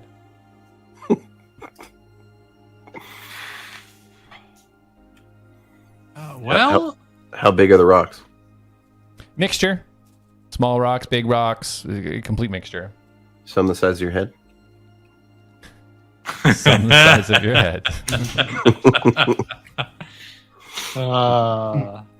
It's a lovely bunch of rocks. So Can we- I guess we can- start digging. Yeah, can we lift them? Guess we better start digging. Yeah, sure. And Felix and Gunnar will start pulling rocks out of this pile. Okay. And Jak and Reen will also do that as well. We have got a lovely bunch of crumbled rocks. Diddly diddly, look at us. Just move them in a row. Are you casting Bardic Inspiration? Is that what you're saying? Are there going to be rolls that we need to do? Because I will.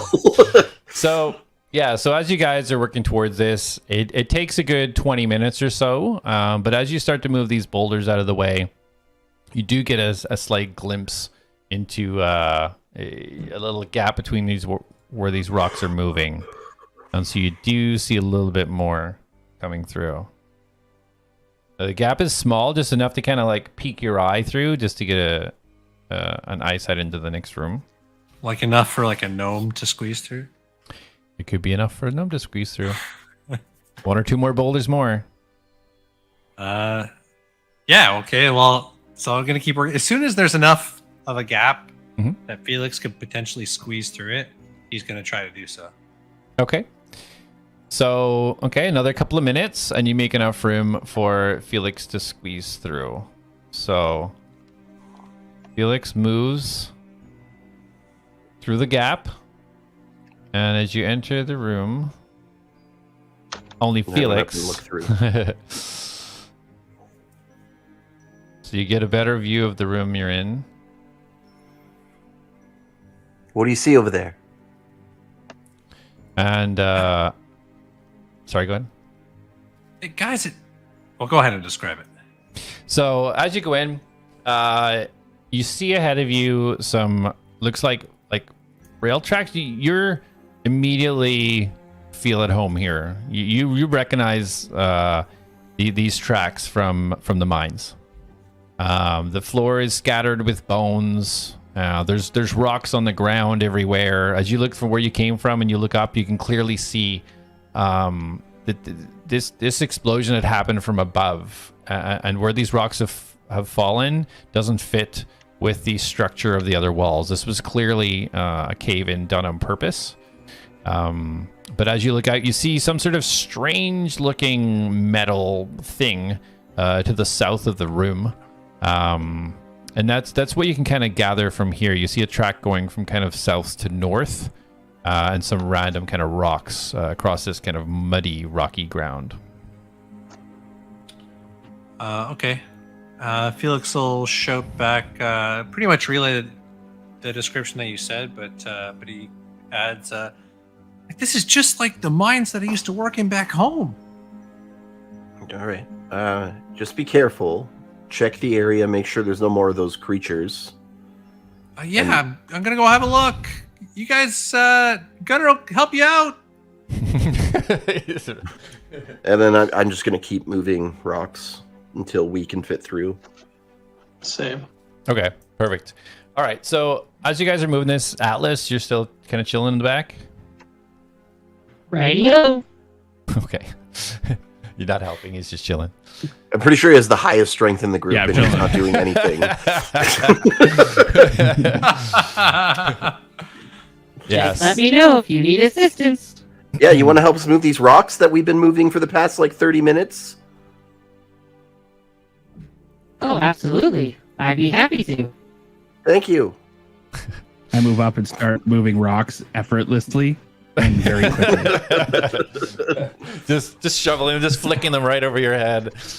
Yeah, the amount of strength is actually surprising, because I can lift 3 times my body weight. So as Felix moves into the center of the room, you now get a full view. You can see that there's some sort of room.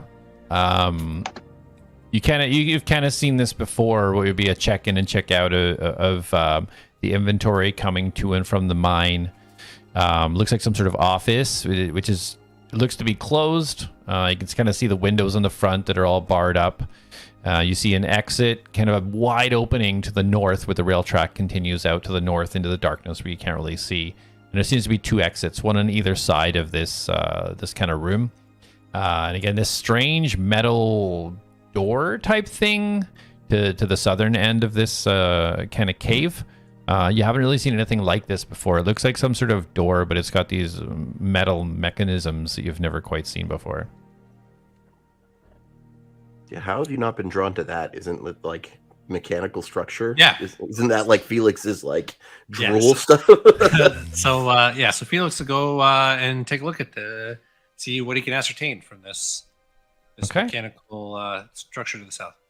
Okay, so roll an inspection check.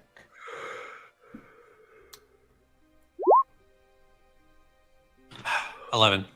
11. Okay. So the mechanics itself, you can't get too much of a beat on because it's this flush, like even plate of metal. It's hiding the mechanics behind it. All you can really see is this sort of cog on the top that would turn a wheel. But as you see it, it looks almost like the front of it has an open sort of portcullis, which is raised right now. And then it looks like you can kind of step in, and there's like a sheet metal plate door with no handle, no lock or anything. So it looks like a double door. With one of them Felix open. will kind of tap the door a couple times, get a sense of the metal. Okay. And then he's going to pull out his hammer and he's going to hit it. Okay. So, okay, what are you guys doing while Felix is doing this? It's going to take a few minutes to inspect this.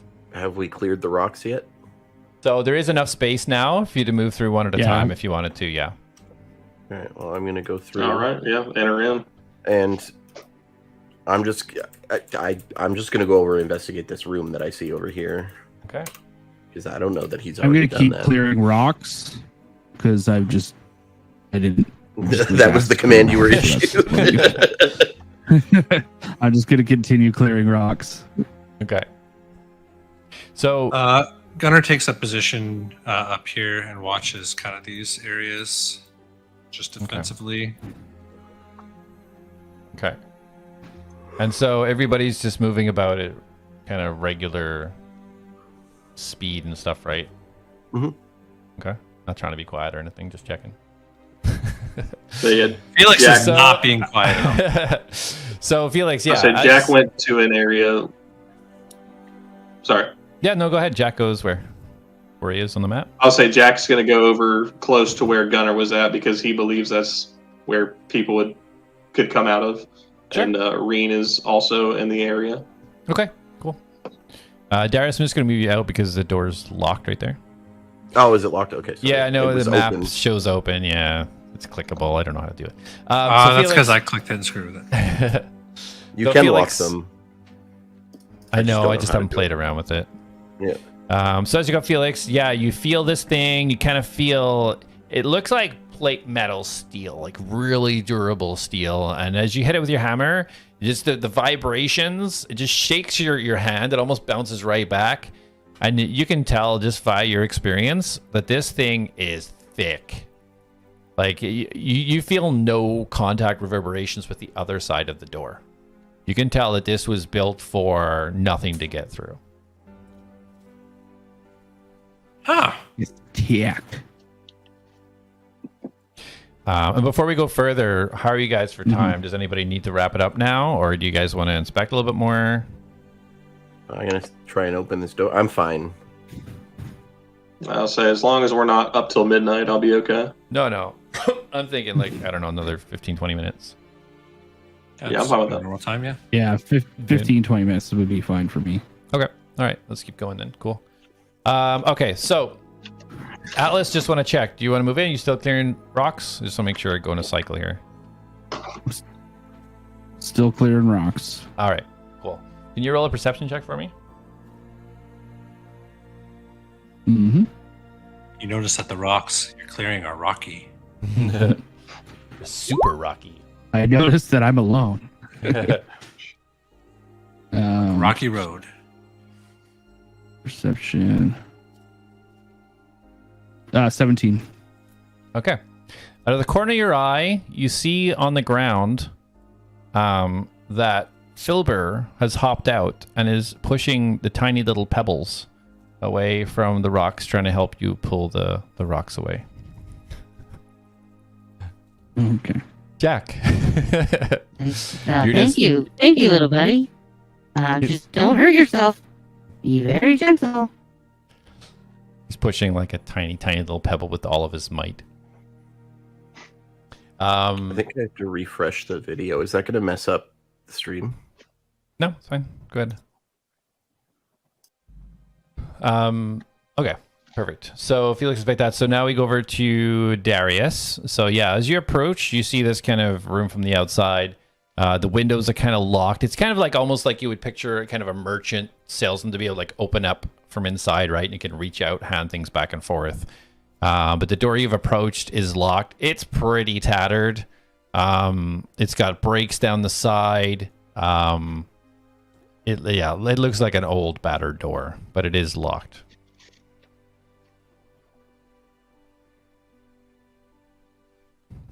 Oh, hold on. I think I gotta unmute you. Sorry.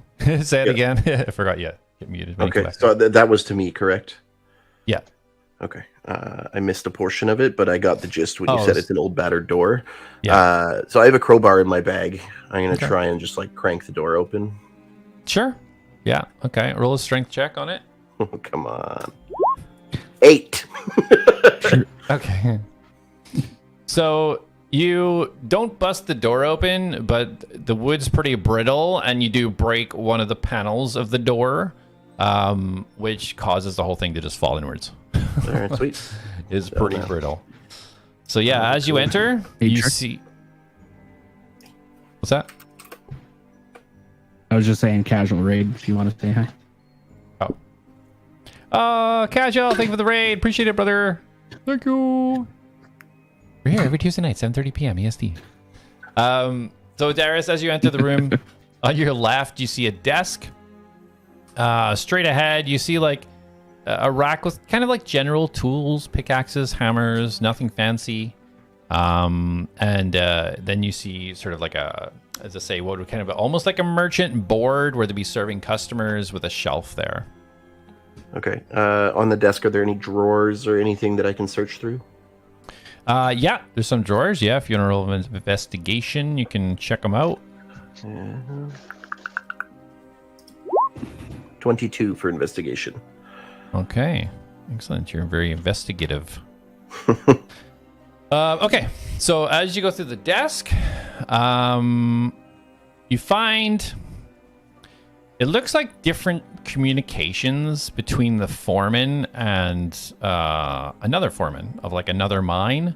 You can't really piece it together, but it's kind of just conversations about what's being moved back and forth, what the production requirements are, you know, what they should be receiving, what's going out, and as you pull out the drawer, one of the drawers, you see underneath this is it's an envelope that's a little bit more. It's not as weathered and torn as the rest of the papers that are in the desk. Okay, I want to take the envelope and open it. Okay. You open the envelope to see what I'm about to let you see. 1 second here.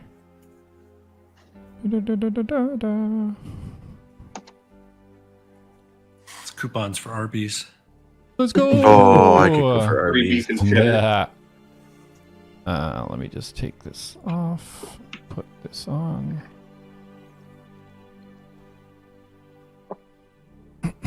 Okay, so that is the letter. If you want to take a moment to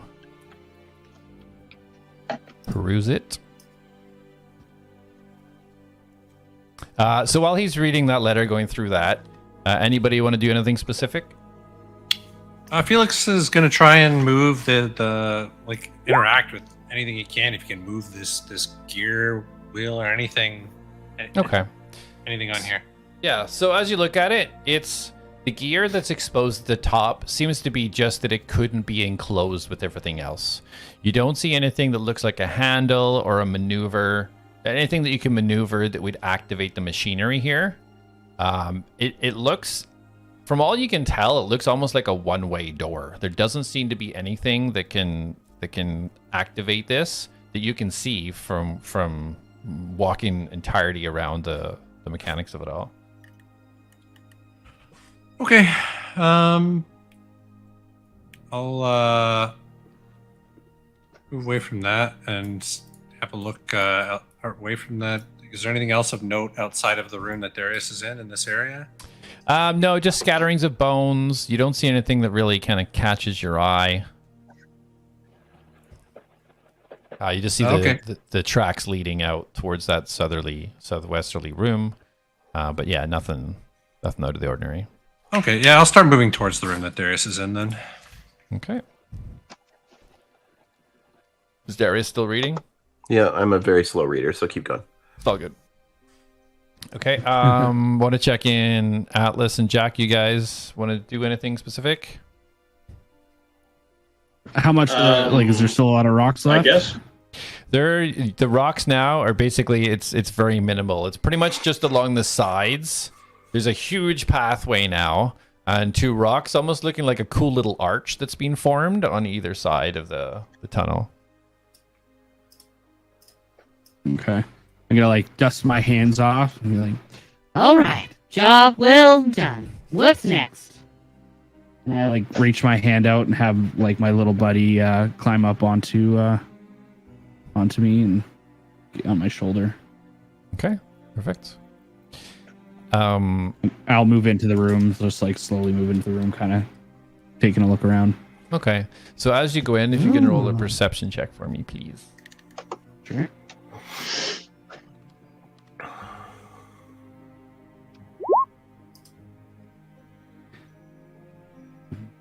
I'm so distracted. 5. 5? Okay, cool. You come in, you see a big room and some stuff in it. Ooh, stuff! Look at it all. Rocks. And dirt. And... Oh! Darius! What are you doing? I found this letter. It seems like there's some lord that was demanding the people who owned or ran this mine to continuously mine ore for him. And initially it was for trade, but then he just started threatening them, stating that if they didn't continue to provide the materials, that he would react in violence. Oh. Well, that's boring. Felix, what do you see? What are you doing? I tried taking a look at that structure over there, but I don't know. There's a really thick door. I couldn't find any way to get through it, so I was just have a curious to crowbar. see what Darius had found. I don't know. I don't think the crowbar is going to work. There doesn't seem to be any point of ingress through that door over there. Oh, okay. So I just want to, is there anything else in the room that's searchable, like anything in the desk that you mentioned or anything else? There's the chest. Okay, yeah, so I want to search that too. Okay. So as you open up the chest, where is the letter? Did you keeping it? You put it Yeah, I'd on like the to desk? actually, can you send it back to me so I can copy the text? It should be in your journal. Oh, okay, perfect. Then I don't need to copy the text. Yeah. Yeah, I'm going to keep the letter. Okay. So, yeah, you go over and open up the chest. Inside, It's a mimic. I was gonna say, after a fireball hits you in the face. Roll initiative. Yeah. So inside, you see there is what looks like almost like a bird cage, and bones of like a bird in there, and a necklace around it that has kind of like a strange crystal. And then right beside it is another necklace. It looks like it matches it, and it has a similar crystal, but it's engraved a little bit different than the one that is in the cage with the bird. What is it bones. engraved with? It just looks like a little symbol. The symbol's not really, you don't really, roll an Arcana check. Okay. 9. Okay, you don't really recognize the symbol. It just looks like a cool symbol. Okay. I'm gonna go over. Oh, what do you got there? And I pull both of them out. Are they one of the many things you know little about? Yeah. I will admit that I don't know anything about them. Felix, do you know what these are? No, let me have a look. I I hand them want over. to inspect them. Perfect. So Felix, as soon as you grab them, you do know what these crystals are, and I'm going to let you know right now. As you recall your memory, if you did want to share it, I can go over it for you. I mean, yeah, Felix doesn't keep the information. Yeah, he doesn't get. Okay. Yeah. All right. So these are called seeker stones. They're used by like this really high skilled dwarven masons. And what they would do is these crafted amulets. They would put one on an animal that they had highly trained, and then the handler would keep the other. And what they would do is they would send it down into the mines, whether it be a rescue mission or whether it be a scouting mission. And the animal that had the one around its neck would be able to hear the commands of the master. And the master, looking at his amulet, would be able to see a visual display of what was being seen. So it was basically used for kind of scouting out deep mines. Yeah, that's the gist. So Darius says to Felix, you may want to hold on to those. You could put one of those on Gunner. Yeah, potentially. I'm not sure if they would actually work with his construction. It might be better served for Jak. I'm not sure. Or Filbert. I gotta be honest with you, Atlas. I don't really think that that's such a good idea. Oh, okay. Oh, well, why not? I feel like Filbert would be a great fit, and it would really bring out his eye. Well, one of the key things about the use of these seeker stones was always that we put them on really highly trained animals, and I don't know that Filbert really qualifies. What? That. I don't want to play the devil's advocate because I don't trust that thing, but it actually has listened to everything he has told it to do. Filbert, do a flip. Filbert comes out on your shoulder. He somehow smiles with his eye. It upcrips a little bit, and then he does a little flip. And he lands it like a fucking boss. Yeah! Okay, yeah, I'm just gonna go talk to Jak. Yeah, go give it to Jak. And again, didn't want to play the devil's advocate, but it does listen to him. On the flip side, we still don't know if that is going to grow into a murderous monster. And he hears him say flip side, and it does another flip. No. You don't listen to him. Only me. He seemed to listen to me too. I'm organic though, you're not, so I'm gonna keep my distance. And Darius is dead. To a tiny plant. Hey, Jak, we found these. I was thinking it could be really useful for you and Reen. You give one to her, and then you can actually speak telepathically to one another and see what she sees, what she's scouting ahead for us. Or we give it to Filbert. Yeah, I really think that you should take these before Atlas does. One of the few times you see Jak not give out like a quick command or demand at Reen, he's just gonna be like Reen, and he's gonna wave like this, and she's just gonna like trot up casually. Okay. And be like, so let's see if it fits. And he's gonna like do this, and she'll sit and like spin around and wait and kind of gesture to Felix if he wants to see if it fits her.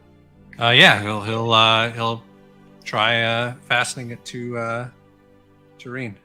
Okay. Yeah, easy enough. Slips on easy enough. And then here, Jak, the other one's for you. And he's gonna take it. Thank you, sir. And he's gonna see how it works, and he's gonna point at Reen and just point down the hallway to our... How do I get this to go away? The rock clearance. She's near this spot over here, or she's gonna go this way. Is where I'm gonna tell her to Okay, go. sure. Yeah. All right. So And, go ahead. I was gonna say, and he's just gonna like point, and she's gonna take off. Okay. Perfect. So yeah, she moves over there. As you look down at the crystal, as you look closely, you can see a 180 of where the crystal's hanging right in the front of her. You can see it broadcasting a 180. And you notice that it is black and white, so you're kind of guessing that it has dark vision enabled with it, because it would be able to be used in deep mines with no light. So you can see about 60 feet in a 180 on the crystal. Well, I'll be. This will make scouting so much easier back home. And if you can both, Felix and Jak, if you can both roll a perception check, please.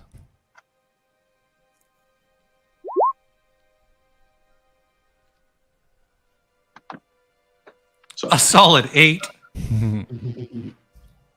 see if my phone loads it. I think I get a +4. I'll just roll on here since it's taken forever. Is this window locked, Colin? I don't know what window you're clicking on. Oh, The it's only window. it's actually barred up. Okay. There's wood across it. 18 on perception for Jak. Okay. So yeah, as you're looking at this crystal out of the corner of your eye, you see these kind of like deep scratches on the side of the wall to your right. And as you look up, you see like these webs in the corner, that part of the corner of the room.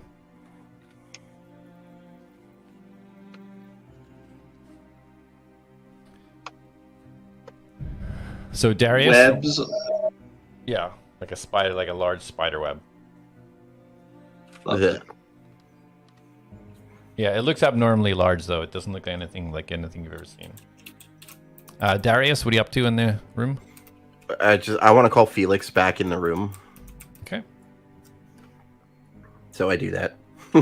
Felix, I'll come out and yeah, there we go. Hey, so about that bag. Yeah, I mean, we've been so go. I haven't really had time to have a look at it. I was hoping at some point we would Could rest. you look at it now? You looked at that necklace in like a split second. Well, I knew exactly what that necklace was. We used to use them all the time. Okay. I feel like we're going to be in danger again in like no time at all. This might be the best time for you to do it. Sure, I can have some time inspecting it, I guess. It's going to take like 10 minutes, right? Yeah. Yeah. All right, well, that's what I'll do. I'm just going to sit like pacing. You're so nice. All right. Okay. So, Atlas, what are you up to right now? Just kind of hanging out. Okay. I'm gonna just kind of be like playing with my little buddy and like teaching him new things to do. Okay. Just, like go pick up that rock, pebble, and stuff like that. Okay. All right. So as this is all happening, Gunner, Atlas, you see Gunner prick up his ears and start to kind of like turn his body towards the rock pathway that you just came through. He looks alert. He doesn't look like he's sensing danger, but he looks alert. And if you want to roll a perception check yourself.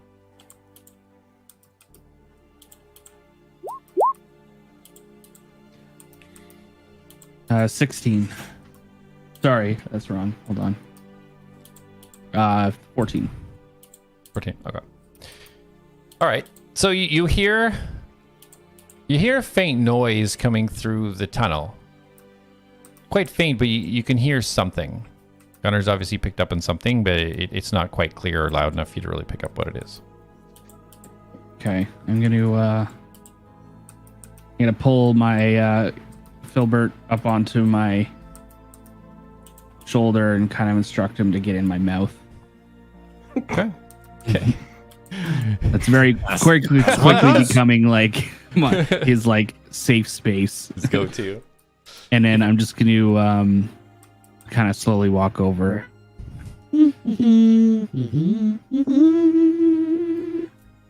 Okay. Question is, how many legs does it sound like it has? Hello. So as you're approaching, as you get about maybe 15 feet away, you can hear something louder now. You can hear boom, boom, boom, boom, boom, boom, boom. Sounds like something starting to run real fast down this hallway. Boom, boom, boom, boom, boom. And I'm just gonna turn around like nonchalant to everyone in the room, and be like, Hey, you guys hear that sound of something? Sounds like it's running directly for me. And then as you yell this, you feel yourself be shoved forwards onto the ground. And you hear, "Get down, little one." And you see as Dahorn, cloaked with 2 swords, jumps out, lands on both legs with his swords out. "Where are they? I'm ready." The horn. Welcome. And we'll leave it there. Both legs. Both legs, 2 swords. I have. Did you get my message? And then regenerate a leg? I guess you'll have to wait and find out. The horn's a half orc, right? His other half is actually.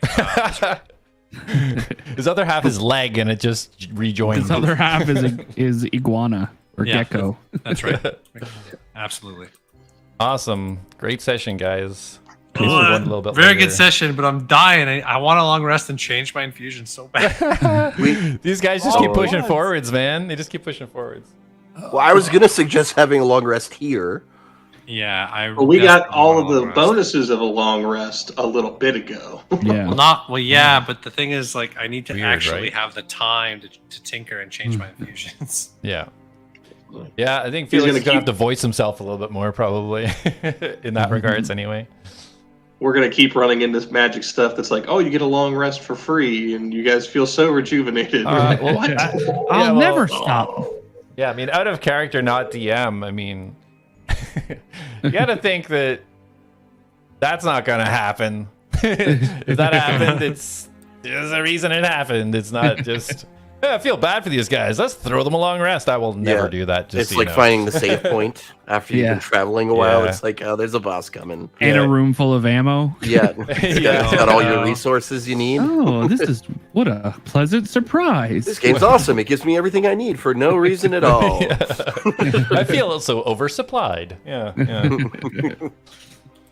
Awesome. All right. Well, thank you guys. Back next week, 7:30 p.m. Eastern Standard Time. Yes, Sounds good. Good session. See you guys. All right. See Thanks, everybody. Guys. See you next time. Later. Have a good night. Yep. Have a good night. Bye. All right, guys, watching the stream, thank you so much, or watching the recorded video. Appreciate you guys hanging out with us. I hope you are enjoying the D&D streams. We're enjoying doing them. I'm having a lot of fun as DM. So, and if you have any feedback, positive and negative, no problem. I'll throw it in the comments. I'll be sure to read them. We get all the notifications on YouTube, so if you're going to leave a comment, pop on over there, Tricks TV Streams, and put it there, just in case you are watching this on Twitch or anything. So, guys, thank you so much for hanging out. Really appreciate it. And we'll see you. We stream gaming streams Monday to Friday, 7 a.m. EST. We do some games. And then our every other Tuesday evening is our D&D. So join us any of those times. And thanks a lot, guys. Have a great night.